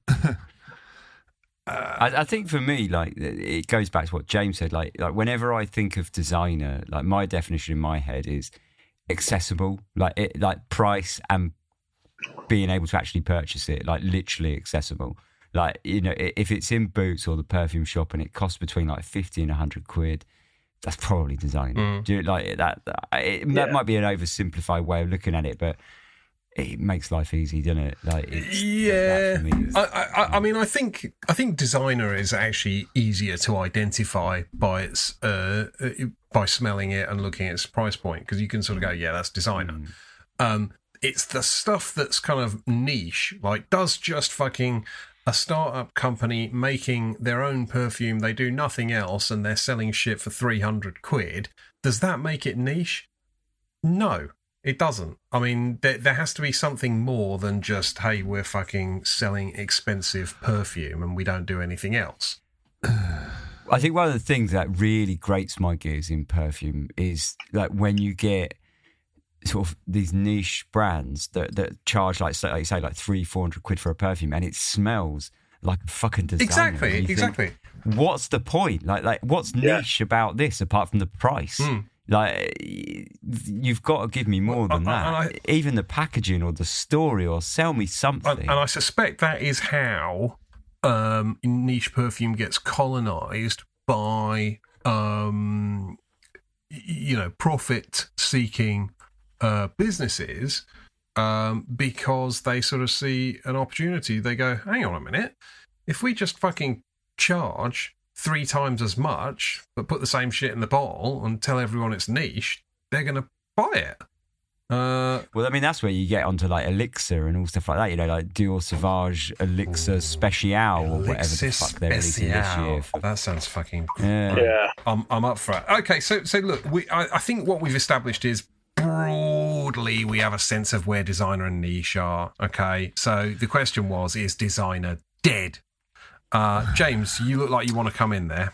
No, I just wanted to just say that I don't think, because talking about Chanel and Dior and stuff like that, their privé lines, that doesn't negate them from being designers, does it? So it's largely a kind of moot point, because we know the difference between them. We're not going to start comparing a £300 Chanel exclusive to Izzy Miyake or something, because we go, all right, clearly that's not, but we can compare Bleu de Chanel, so we know the lines, don't we? We know where the kind of lines are drawn, and I think so they're not that confusing. I get that there's some other ones, like when we're talking about that Off-White, and maybe like Moncler and people like that who've just come into the game. But I would say, look, you've not had perfumes for ages. You're clearly jumping on some kind of bandwagon. You don't have the heritage. You're not going to be included. You're not going to be in boots. So that's pretty clearly defined as well to me. I think the boots thing was pretty fucking, accurate. Oh, sorry, guys. Dwayne Reed. Dwayne Reed. Fucking Dwayne Reed. Do you know what? I think it's actually very good. And here's my specific argument for why it's very good. I think in boots, by and large, you will find Dior Sauvage, but you will not find Oud Ispahan. You will find Moncler's fucking, I don't know, shiny silver bottle thing, but you will not find their privé range or whatever it's called. And same for Chanel and Coromandel. So I think like that's... Tom Ford's Neroli Portofino. Exact. But that is actually sold in boots. Okay, yeah, I was going to say, so if the Tom Ford private blends, by and large, you would not expect to find in boots, with the exception of Neroli Portofino. But again, it's a sort of useful demarcation, right? If you can get it on the high street, the odds are it's going to smell high streety. It's not going to challenge you. It's unlikely to be offensive. And niche as a set of, I guess, sensibilities for me, it's nothing to do with quality. I hate people who say niche quality need to be punched in the fucking head, right? But it's to do with willingness to do something that is not intended to be mass appealing and super. But hold on, let me just push back on that for a second. Oh, you're going to advocate for niche quality, are you? No, I'm not. Definitely fucking not. I agree with that. Wholeheartedly. I'm not going to say that. No, I'm playing devil's advocate here because I don't really have an answer to this. But you've just said a moment ago, between maybe you and Ben, that what's the point in a niche perfume bringing out a designer smelling thing, which kind of implies that there's a lesser quality, or there's something that just smells like designer. It's not a lesser quality, but there is certainly, like, most designer fragrances certainly, like, so this probably is the argument that we're going to talk about with it being dead, is these days, like, I think a designer perfume has a certain smell that you can just tell as soon as you smell it, this is a designer fragrance, right? And was that always the case? possibly not, you know, but now it certainly is. Yeah, and I think, do you think designer, because again, I wasn't trying to catch anybody out, and I don't know the answer particularly, but I know what you're saying, right? It's a sense, it's a feeling, it's you know, a very you know, it's that sort of it follows trends, doesn't it? Because in the 90s we had like aquatics and that sort of like you know, solar vibes, you know, with like, you know, Issey Miyake and CK1 and all that kind of stuff. Yeah. And these days everything is slightly musky with like a that's like sports fragrance, you know, the Bleu de Chanel, Sauvage kind of thing. Well, it's potentially driven backwards now from like niche stuff that has proven to be popular, your oud smells, your fucking woody things, whatever, to now being influencing the designer thing, because people, again, are aspirational. They want a little hint of that, or they want a slightly different leather fragrance. The point is, right, the point is that, yeah, there is a general dumbing down or mass appealing, again, I fucking hate that term, but it's true, a mass appealing smell to designers where they're not taking risks and they're wanting to be appealing to a lot of people and just shift units, right, which is what we're kind of saying is probably the case with it being dead. But I'd also say that there are these occasional shining lights, and I think I'll probably make the argument for the fact that I've still maybe witnessed some of those. If you were kind of trying putting me on the spot and saying what have I smelled recently that has done that, not a lot, but there are your Gucci guilty fucking absolutes. There are these odd like outliers that just make you go, it's not dead. They can still do it. They can still throw something out there occasionally that keeps my interest in it and goes, I'm still going to go in boots and try some of these fucking releases, because you know most of the time you're going to be disappointed. You know you're going to be like, it's shite, it's all crap, it all smells the same, but then just occasionally it still fucking throws you for a loop occasionally. I can think of one actually recently that did do that, but I'm still not sure whether I like it or not. Okay. And it was a Gucci as well. So Gucci have been fucking, that guilty, the green one, is it an elixir? Fuck me. I mean, that is a mental fougere. I mean, it's like a turbo fucking fougere. I tried it yesterday. It's really fucking good, isn't it? I knew you'd like it. I knew you'd fucking like it. Mad perfume. Yeah. But look, in typical Lezo style, we've spent 22 minutes on is designer dead? We spent 22 minutes. Still haven't got a definition. Well, we've argued. So what we've done is we've argued about it, and I think in the words of Keir Starmer, right, I think people who are designer perfumes would know if they're designer perfumes, right? I mean, it's like you know, don't you? In your heart of hearts, you know if you're a designer perfume, and I think that's all it really needs. We don't need a big elaborate thing. I think the Boots thing is good enough. Occam's sort of razor, wallop, you know, that's it, done, right? Yeah, okay. So I want to move us on to the actual fucking meat of the question, which is it dead? Is designer dead? I mean, commercially, no. Commercially, like, I think you would be hard pressed to argue that perfume doesn't sell more now than it ever has. And in fact, the only era I can imagine would compete is the mid 90s with CK1. But if you look at like a quick Google search, you'll find like perfume up 49%, perfume up 175%, all this bullshit. Like perfume commercially. And could you pin that on people like Jeremy Fragrance? I think you possibly could. Like pumping out top tens of like Eros and Bleu de Chanel over and over again. Yeah. You know, I wouldn't say that's the sole driver, pure but I think incel bait. I mean, I don't think it's the sole driver, but I think it's I think it's alongside like a general kind of like hyper commercialism of today. Like, you know, perfume is up. Like, so commercially speaking, it's far from dead. It's thriving. Okay. You know?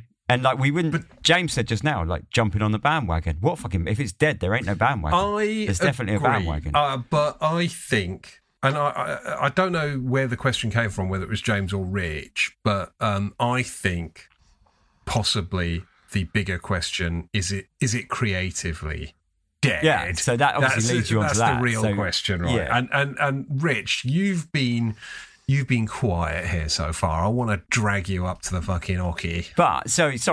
I know that you're like doing a lovely segue and it's all great, but you can't separate the two. That's the problem, because the question circular, you could come round to it, is we can discuss if it's creatively dead, but then we can discuss, is it creatively dead because it's commercially successful? You know, is the commercial success driving the creative deadness? Because you look at anything that's creatively successful, commercially successful rather, usually it's creatively dead. You know, that's the problem. It tends toward everything tends toward maximum commercial impact, which means everything is sort of dragged towards the middle. Yeah. So, Rich, and yeah, thanks for ruining my segue, Ben. But sorry, right, I'm going to segue directly to Rich. Rich, is designer perfume dead?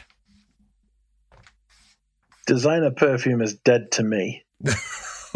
And that's sort of brutal. You're dead to me. It's not actually dead. What a soundbite that is. Designer perfume is dead. I literally thought about 10 seconds ago, and I thought, I'm going to fucking use that. And I thought, I better use it now. Designer perfume is fucked to me. I sit here before you. I'm sitting now, and I am looking at my autumn and winter rotation. I split my perfumes in half. I have a spring and summer collection and an autumn and a winter collection. And I sit here before you, and I would say at least half, if not, it's between half and 3/4 of my collection is designers, vintage designers. Quality designers I love.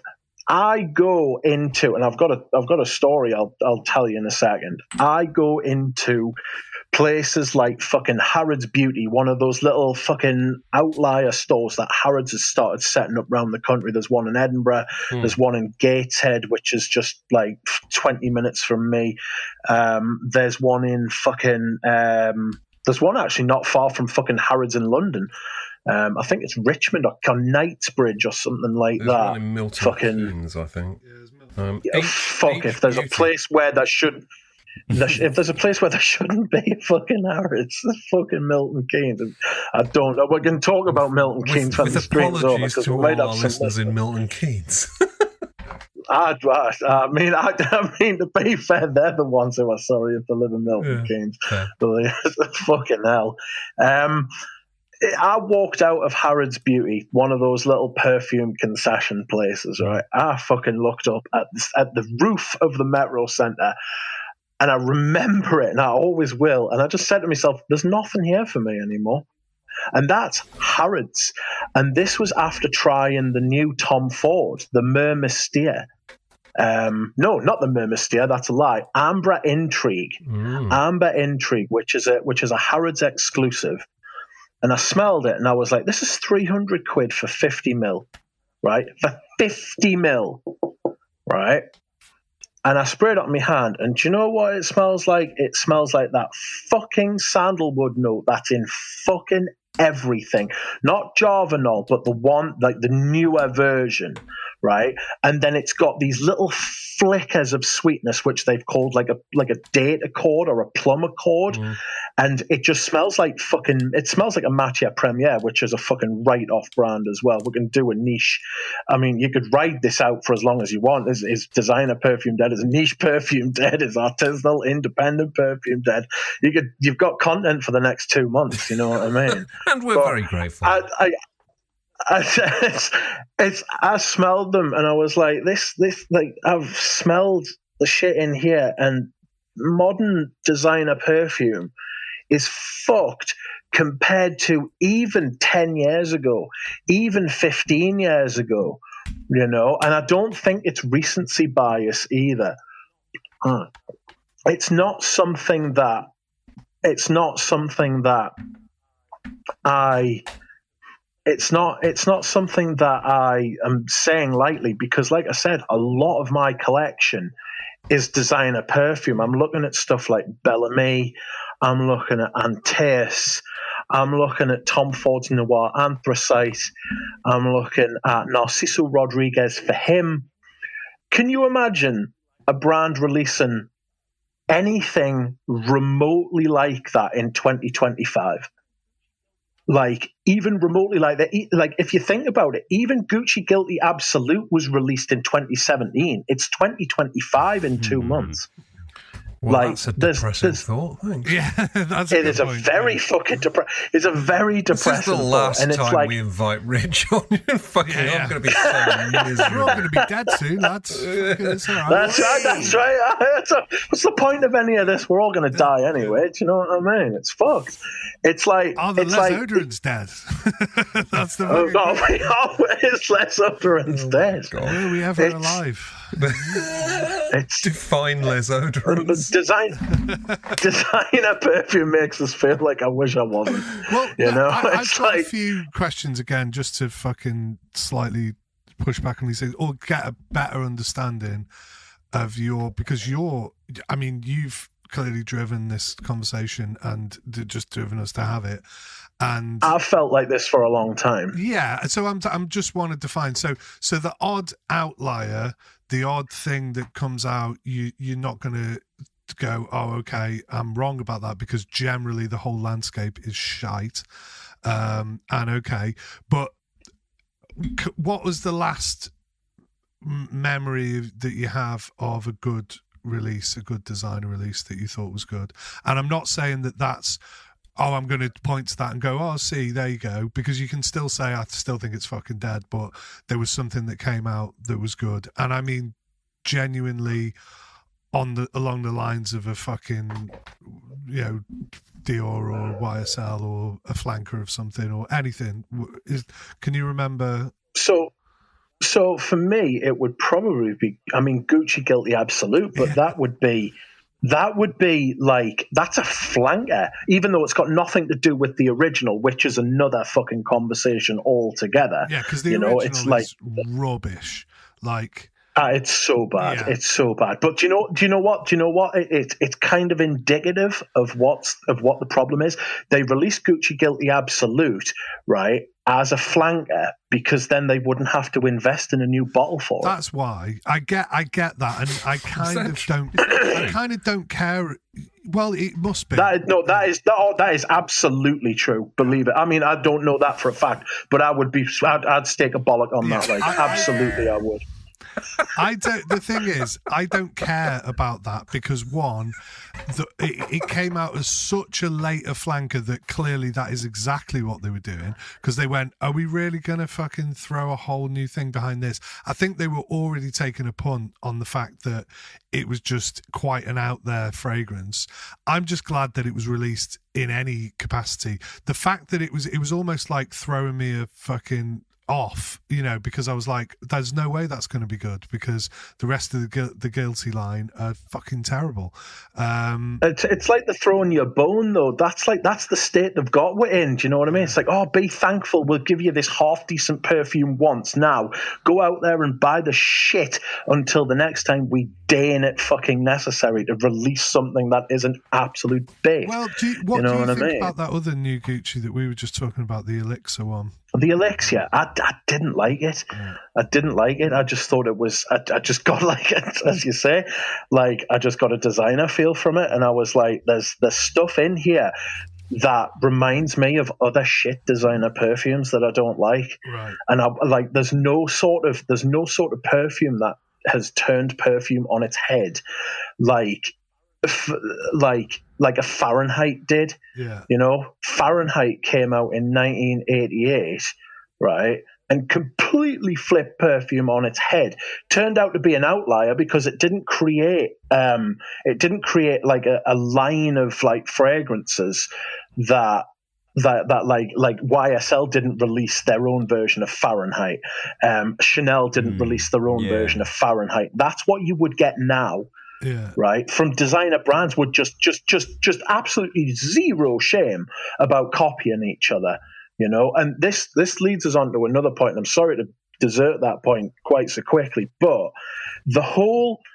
I think the whole issue we've got now is it's that whole illusion of choice and mass choice, and the the whole access to data from both the consumer and the producer.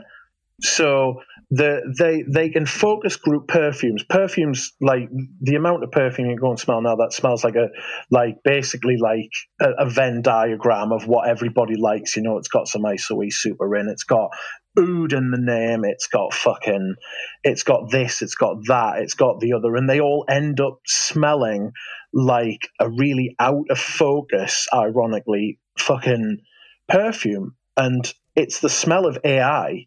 It's the smell of mass data, like Facebook perfumes, you know what I mean? Like these perfumes that smell like a sea of humanity not in like a sweaty way, which would be all right, you know what I mean? Like, there's a bit of skank in there. Exactly. But they smell like pictures that people post to the Facebooks, of them at their very fucking best. And everybody else sits and looks at them and thinks, well, why don't I feel that great right now? And the rest of it sort of, that's not how it is. Do you know what I mean? It's interesting as well to know, sorry to go back on myself again, that Gucci Guilty Absolute was released by Alessandro Michele, and he also did the Gucci private line, and he's not there anymore. And those fragrances are coming and going at a rate of knots. There are some of them you can't get anymore, including the Iris. Is it Tears of Iris? One of them, like at least one or two of them, but they release new ones. So they swap ones out. I distinctly remember as well that I was told by a Dior sales associate in about 2017, right when Demaché reformulated everything and then claimed ownership of Bois d'Argent as if he created it himself when he just reformulated it. I was told that there would never be more than 12 Dior Privés at any one time, right? That is patently not true. All you've got to do is go to a Dior boutique now and see that they've got at least 20, maybe 24, 26. They have a, I mean, you can line them all up and they reach to the moon, apparently. Yeah. So, and the thing is, just to say, I think that is kind of where we're at. We are at an inflationary period at the minute. Like you say, the commercial side of it is booming. The commercial side of it is going absolutely crazy, and we've never had so much choice. And yet, the overall quality has never been worse.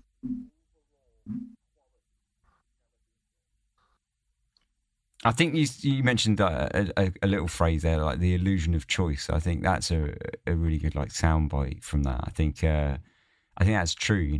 Like you say, like everything is like just feels like it's following a trend. And although there's like 10 different bottles and they all look different, they're all really the same. And I'm not sure if that was always the case. I just said it I kind of. I think we might be. Because as good as a lot of those like vintage perfumes are and stuff, and a lot of those old ones, a lot of them smell pretty fucking similar, right? Albeit they were better, they were more complex, etc. Different things pop out at different times, but those trends were always being kind of followed in the 80s and whatever as well. They're just more appealing, and they seem to have moved away from them. So would you say, so would you say then that the trend that we're in now is the problem, not designer perfume? Like, because the trend that we're in now is very basic, simple, ISOE super woody, slightly musky perfumes, right? And that's compared. If you compare that to like say like the 70s or the 80s, where it's more complex. I'm going to say yes to a degree, are we just but I think it's also compounded by the sheer number. I mean, if you look back at the sort of, certainly at least the fragrances that I can remember or have stood the test of time from the 80s, there weren't as many as there are now. I mean, I go into a newsagent now, and I am presented with an array of,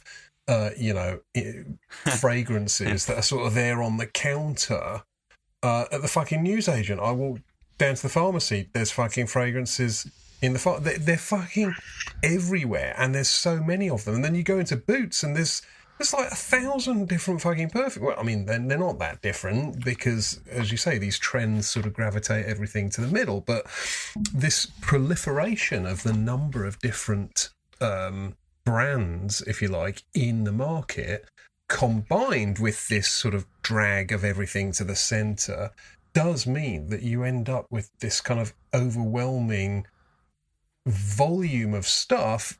But as Rich said, there's no real choice. It's an illusion of choice because essentially there's a paucity of creativity or differentiation.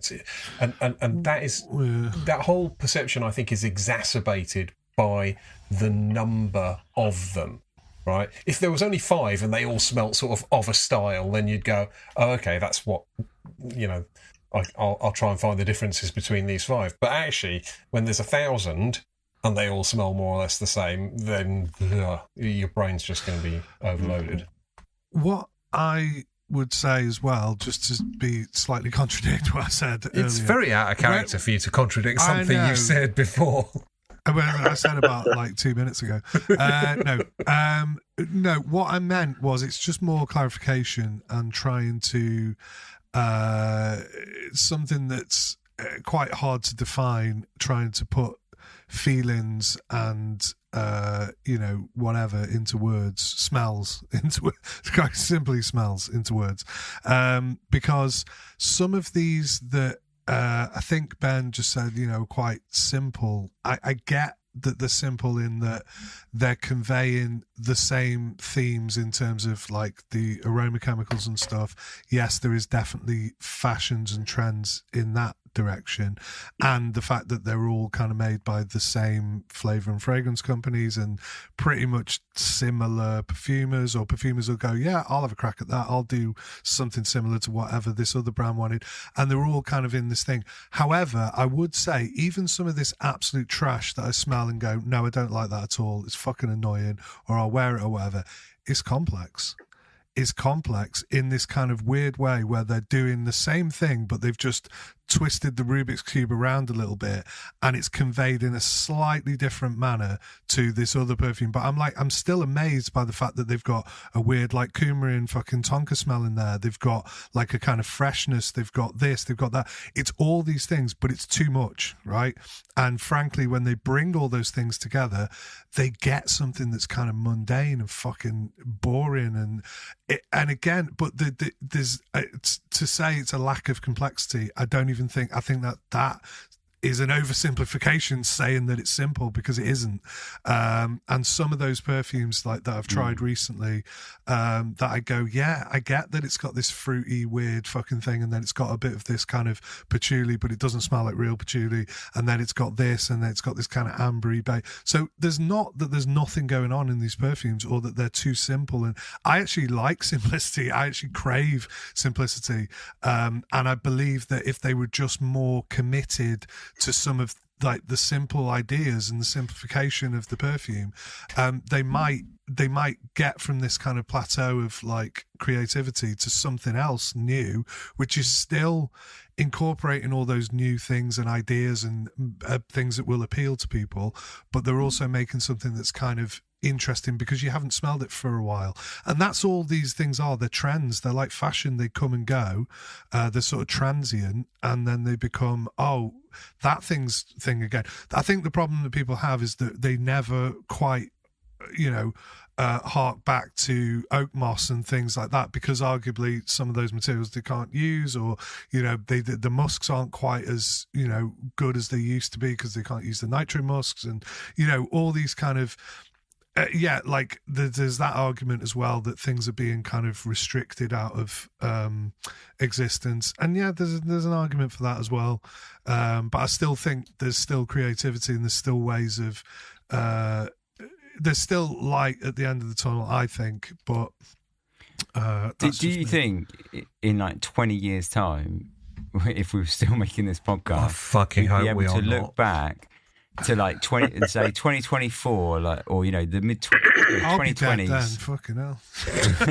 But do you think we'd be able to say like, the mid 2020s, and we'd be able to cherry pick like a handful of fragrances? Because now, yes, we're obviously in danger of saying like, there's nothing now, but back in the 90s or the 80s, there was all these great like perfumes, but actually it's only a dozen. Yeah. And so you're cherry picking like a dozen from like retrospectively or retroactively cherry picking. Yeah. So do you think you'd be able to do that now? Yeah, probably. I think there's probably some that I'm saying are shit now that I would then look back on in hindsight and go, oh, actually, or eras that you've gone, oh, it was all shit. And then you look back on it and go, oh, actually, now I can kind of see, because I'm outside of it, that I actually quite like them, but not really, actually. There's probably a few that are like that, but not generally. I think I'd stick to my guns, probably. From the designer spectrum, I'm going to suggest probably not so much. And I think my instinct is if you want to predict the designer smashes of the next 5 years, then look at the successful niche perfumes of currently, because that's probably just how things work, right? So a niche thing becomes popular enough that someone else moves into that space and says, hang on a minute, why don't we just fucking smooth some of the edges off this, make it so, let's take this fucking let's take this heavy metal band and just fucking polish it up, give it a fucking big bouffant haircut, and some fucking leather pants, and let's market this as something new, and then you've got massive, you've got Bon Jovi suddenly. I don't know, it's fucking terrible analogy, but you know what I'm getting at. It's like a niche somewhere will create something that will grab enough attention that eventually the big mass producers will say, yep, that'll do, that's the thing we're going to now roll on with. Yeah, the problem with all this is that things can be quite easily copied, and a lot of the materials are accessible to Joe Blogs now. And they can make these things, and they can make clones, or they can make things. I think that's the problem, that the creativity is not valued.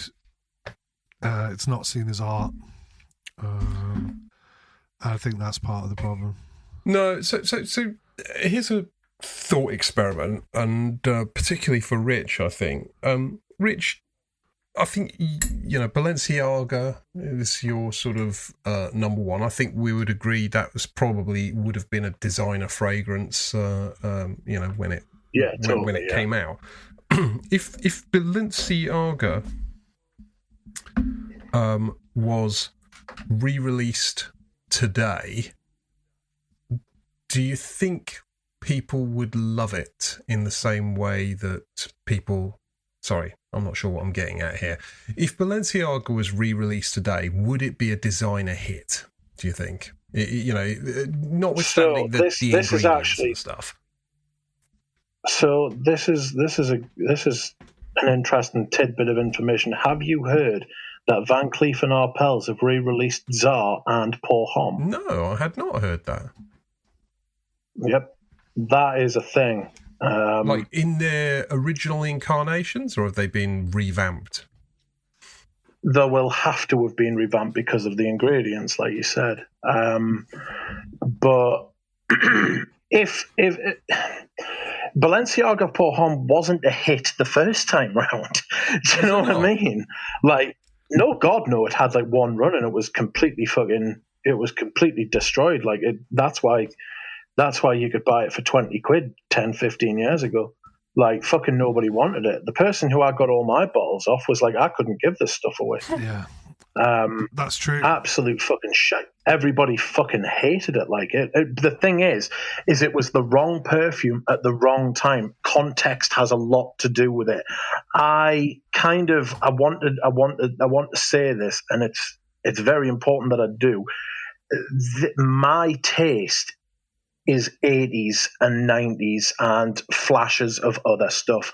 So all this like me harkening back to like days of yore is almost solely based on fucking perfume, because shit was not better in the 80s and the fucking 90s. That's nostalgia, right? Shit was infinitely worse medically, fucking socially, maybe not socially, but like generally shit was fucking a lot worse. Almost everything was worse back then, in every other respect, apart from, for me, perfumes, because that's my style. I like your big oak moss perfumes.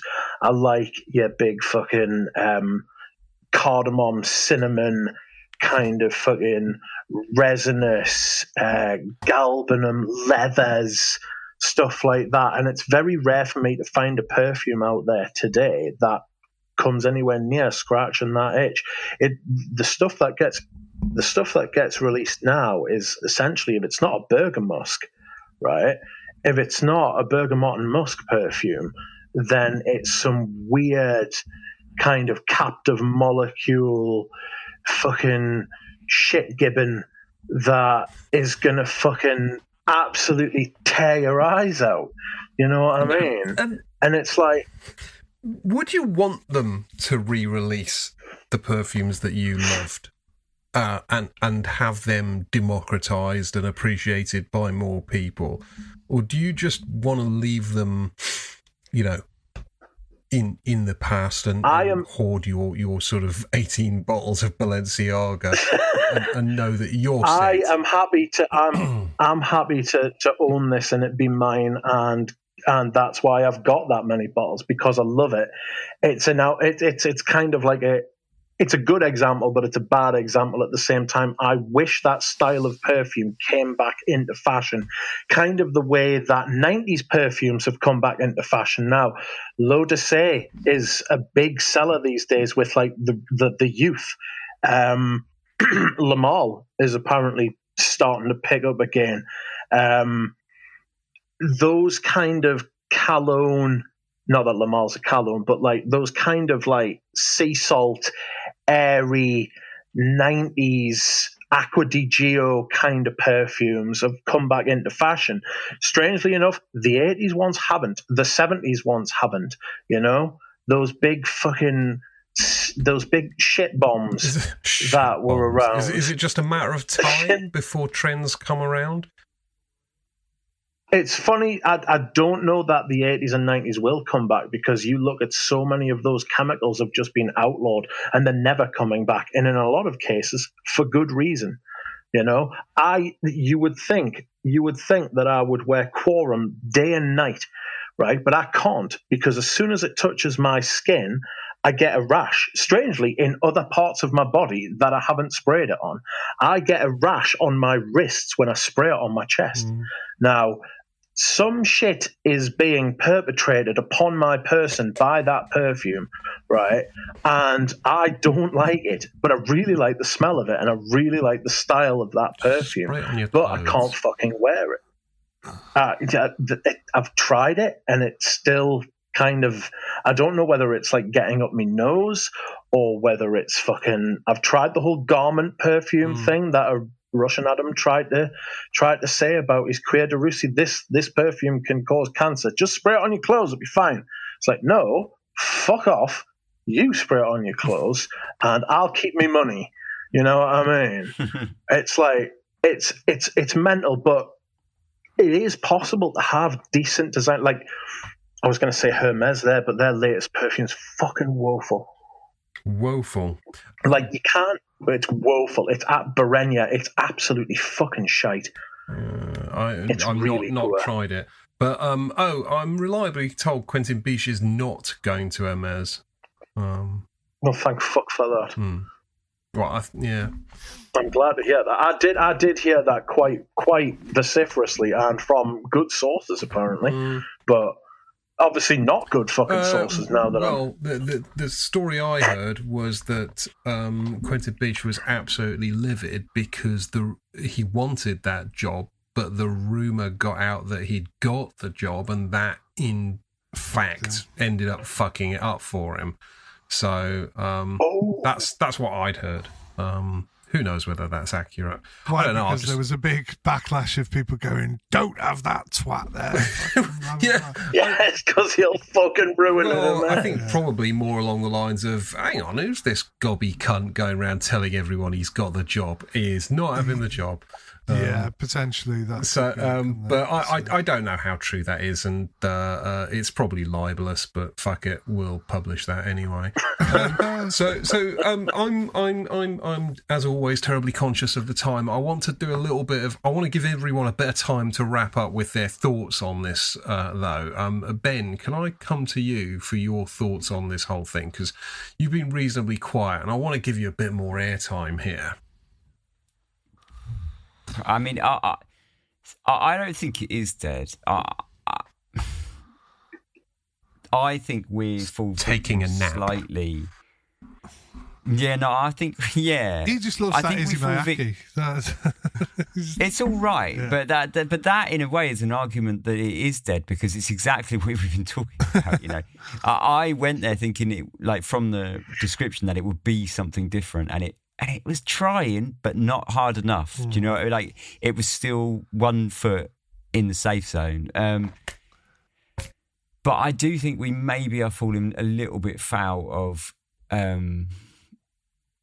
sort of looking back and being able to select like a few from 1,000 and think that it was better than it was. Because if you really think, or I don't know, because otherwise you can say that it's been dead for a long fucking time, like a long time. Because I mean, the 2000s was a boring as hell time for designer perfumery as well, and really the 90s were, but that the 90s. This is all jumbled thoughts, but the 90s are what makes me think that perhaps we're just a bit too close to it now. Because nowadays we look at the 90s and we think it was quite good.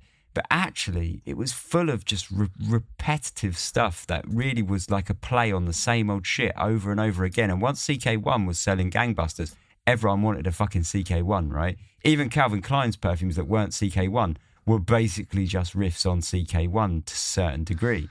And so I wonder, now we look back at Issey Miyake and CK1 and we think they were, these sort of groundbreaking perfumes or they were upsetting the order, but at the time, I'm not sure that was the case. Well, no, and by the end of the 90s, it certainly wasn't the case. Well, I think the 90s is a good one to talk about because it was a huge paradigm shift, whatever you want to call it. Because I think it was the transitionary point, right, between like. Absolutely was between right. So basically, you can take it from, let's say, we're just talking about. I'll just say men's. Because we're all men and largely we're talking about a lot of men's perfumes, right? So kind of sorry ladies, but we'll just forget the kind of women's perfume for a minute and we'll just say men's trends, right, were generally woody, spicy, oak moss. They all kind of smell fucking riffs on the same thing, whatever, however great all these different perfumes are, they were all kind of the same thing right up until the 90s, right? So you can say 80s, 70s, 60s, 50s fucking perfume for men was pretty much all the same thing, either fresh stuff or you're basically woody, spicy leather, right? Corum, all that shit, right? Fucking then at the 90s, that was when it went, no, let's completely flip it on its head. Yeah, you've got weird things like Fahrenheit and things that didn't really fit into the thing that were kind of in between both, but let's not get into that. Then you had all those freshies and that kind of cologne molecule, those breakthroughs. And then really we haven't had anything since then. It's been exactly what we've been saying, a kind of blander. There's been no definitive, you could maybe say the 2000s, but was there really much difference between the 2000s and the 2010s and the whatever? Yes, you've had odd bits of your, let's say, Dior Homme or something like that, but really there hasn't been defined kind of thing. The 90s was really a huge shift, and really since then we've been kind of moving back towards bland bit of everything kind of stuff, it arguably in those following decades. Would you say that's wrong or right or what? No, I think like those early 2000s, you had that kind of like overly sweet, spicy, like quote unquote Oriental kind of few years, didn't you, where they tried to push. You could feel like there was a new emerging thing, but it never quite took off. And then things like Bleu de Chanel came and just went fuck that, and everyone just after that it was like boom, wasn't it? I don't know. That's my memory of it. So I was just looking to see when Paco Rabanne 1 Million came out, because I feel like that. Yes. I feel like 2008. 2008. I feel like that was the day the designer fragrance industry, if not died, at least went into fucking stasis for a period of time. For me, I hate that perfume. I hate all its flankers. I just think it's trash, everything about it. And Paco Rabanne have been some of the worst exponents of this kind of drift to the middle, and their Phantom one, which I sort of wanted to love. I love the concept of an AI sort of assisted taking a bunch of perfumers and having AI support their work. And it generated this sickly sweet fucking glop. And it's like, this is the greatest fragrance for humanity as designed by an AI. And it's like, ugh. It's fucking shit. It smells of genericism. It's like someone has literally made generic incarnate, and I don't know. I think that was the beginning of the end. Well, at least that was the obvious beginning of the end for me. In terms of is designer perfumery dead, I think it's probably having a bit of a nap, and it's likely to come back around. I think there will be I think there will probably be a bit of diversification now. I think more and more people are getting into perfume as an actual thing. I've got like a 13-year-old nephew. He and his friends are all madly into fragrance, and it won't be long before they develop beyond Bleu de Chanel and fucking even Louis Vuitton imagination and stuff, and start looking for stuff that's more interesting. And if that is the cohort that's sort of moving through the age range, by the time they're 18, 20 with disposable income, they are going to be craving diversification. So my instinct get him on TikTok. Yeah, probably. He could be a millionaire by then. By the time he's 18. Yeah, he just needs one of those fucking bum flush moustaches. And I'll just say something. I was quite offended this week by something Rich said. By a couple of videos that I posted, and it actually comes back to something he said at the start of this episode, where how content can be wrong for the platform that it's on. And I made some videos this week on Instagram, and I was actually copying TikTok videos, or the piss take of like a lot of the content in the video was me just reposting their video, which was on TikTok and was kind of in that format. And Rich went, "Yeah, it's very very TikTok format, your video." And I was like, "You fucker! Like, what do you think I am? What do you think I am? Some fucking TikToker?" No, but you're right. It was very TikTok format, but it was because the videos that I was taking the piss out of came from Instagram, but they were obviously originally TikTok thing. And I get that kind of thing may not translate to YouTube because people aren't looking for that on YouTube. But now that everything's going to shorts and everything's copying fucking TikTok, then maybe it was. But obviously I wasn't really offended. I just was fucking making that point. Well, and it kind of comes back to, yes, it does matter how you present your fucking stuff. I think we should all air our grievances with Rich as part of this episode. I think that would be a lot of fun. James, is designer fragrance dead?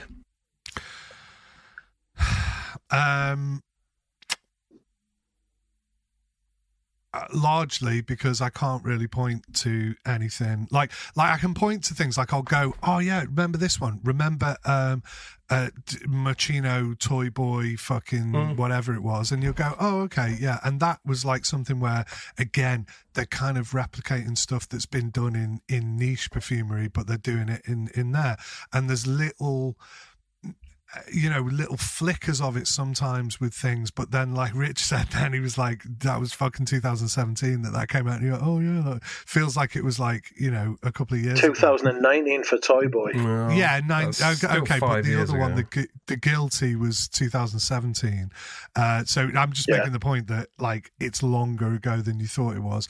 And then even probably before that, there was another one that I thought was a kind of niche crossover. Again, it's a bit of a weird brand because you could say that they're actually a bit like that Off-White we were talking about, but D Squared did that black, royal black, whatever it's called. That was like a real smoky kind of take on, things. And then people started to kind of rip off the popular Tom Fords in a designer format that wasn't as good. Like there's that John Vivatos one that's like in a kind of Rebel Rider looking, or whatever it's called. Yeah, all Dark those Rebel. kind of ones that were like those sweet resinous kind of perfumes that you're like, this is not quite as good, but it's kind of mimicking stuff that was in that. So yes, I can point to some of these that I'm like, okay, they're keeping my faith in designer, because the hope for designer is always that, one, it's accessible, so you can go into a shop, you can try it, and you can buy it if you like it. Two, it's crudely below 100 quid, right? So let's say it's like 70 quid, you might go, oh, all right then, okay. I mean, that's even a lot of money now. Probably a few years ago I would have said, like, if it was 50 quid or or I saw it in a bargain bucket, I would pick it up because it's pretty good. But those are becoming less and less and fewer and farther between, which is probably saying that it's dying. If it ain't dead, it's dying. Well, I hope it gets a shot in the arm, and I hope it kind of comes back. But at the moment, it's not great. Okay. And Rich, designer, is it dead? It's dead to you, but it's dead. I think it is dead, and I think one of the reasons is, I think the main reason is the lack of plurality. What a lovely almost word. all of your designer houses are owned by conglomerates now. It's like this incestuous, like fucking. Definitely make sure you nail the incest word. I mean, we should definitely really focus in on that one. Halfway between ancestral, so you could say, "This is their incestual home." Bit of a Freudian slip. All these brands which we have inherited growing up, like Yves Saint Laurent, Dior, Chanel, Hermes. Apart from Hermes, are all owned by bigger brands. Okay, so and they are using, because it makes more financial sense to them to use the same fragrance houses who all got raided about a year ago for collusion. Collusion. And we are the ones literally paying the price for that. Who's the worst offender in terms of the parent companies? LVMH. Not L'Oreal then. Not L'Oreal. Okay, so. Well, L'Oreal makes the worst perfumes, but LVMH is the worst for like. I do not anticipate anyone taking legal action against Les Oderants, but my experience with that particular brand is probably we should avoid being too libelous with them. And in fact, as a result of my insistence that we avoid too much libel this week, I'm going to try and wrap it up because it's bedtime and I start a new job tomorrow, which is very exciting. So look, very, very brief final thoughts from any of you. Ben, anything you wanted to add that you haven't already? Just going back to that commercial success element of it is like, you mentioned about it being asleep. Unfortunately, they don't seem to have any motivation to wake up. No, I agree with that. I think the motivation will be a commercial, but my thesis, which I'm sticking to, is the people will move. That the people's tastes will diversify, and that will force the commerciality to sort of follow suit. I remain optimistic about its future. So, even if it is dead, I sort of think it can be brought back to life like some giant zombie, which is lovely. James, any final thoughts from yourself? No, other than it's been nice to have Rich here, and also I feel as though we kind of had preliminary sort of discussions, and we didn't talk about any of the stuff that I think we spoke about. I think we touched on some good. No, I know, but it just means that there's more fucking legs in these things, and I know we say it all the time. But maybe we should write some notes beforehand. No. That might work. That might work. No, I like the freeform discussion, but also sometimes there's like, oh shit, we should have maybe touched on that. But I think also saying about a niche and artisan maybe for the future, that might be something to talk about in a similar fashion. If only we hadn't spent 23 minutes arguing about the definition of design. Yeah, that's true. Rich, any final thoughts from you? There could be hope. Henry Ford was often quoted as saying, if people had asked me what they wanted, they would have said faster horses. Indeed, he did.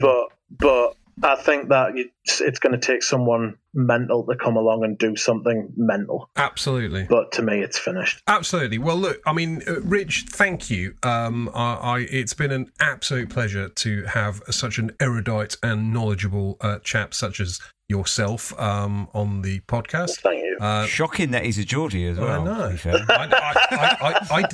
I mean, what, the erudition versus Geordiness is like, it's surprising. But I haven't actually picked up on the fact that he's a Geordie, so it's good of you to point that out. The thing is, there's very few people, and certainly in the who are sort of visible on YouTube and in the kind of space that was like who fucking genuinely care as much about it as Rich does, and that is certainly conveyed in your content stuff. I'm not smoke up your ass. It's just true. Like it just is. And if anybody, no one could ever accuse you of not fucking caring about it, because you clearly do. Indeed. I think it's like the point I made earlier. It's like everybody else is not caring, so I'll be the other extreme. I've never met a more stubborn individual.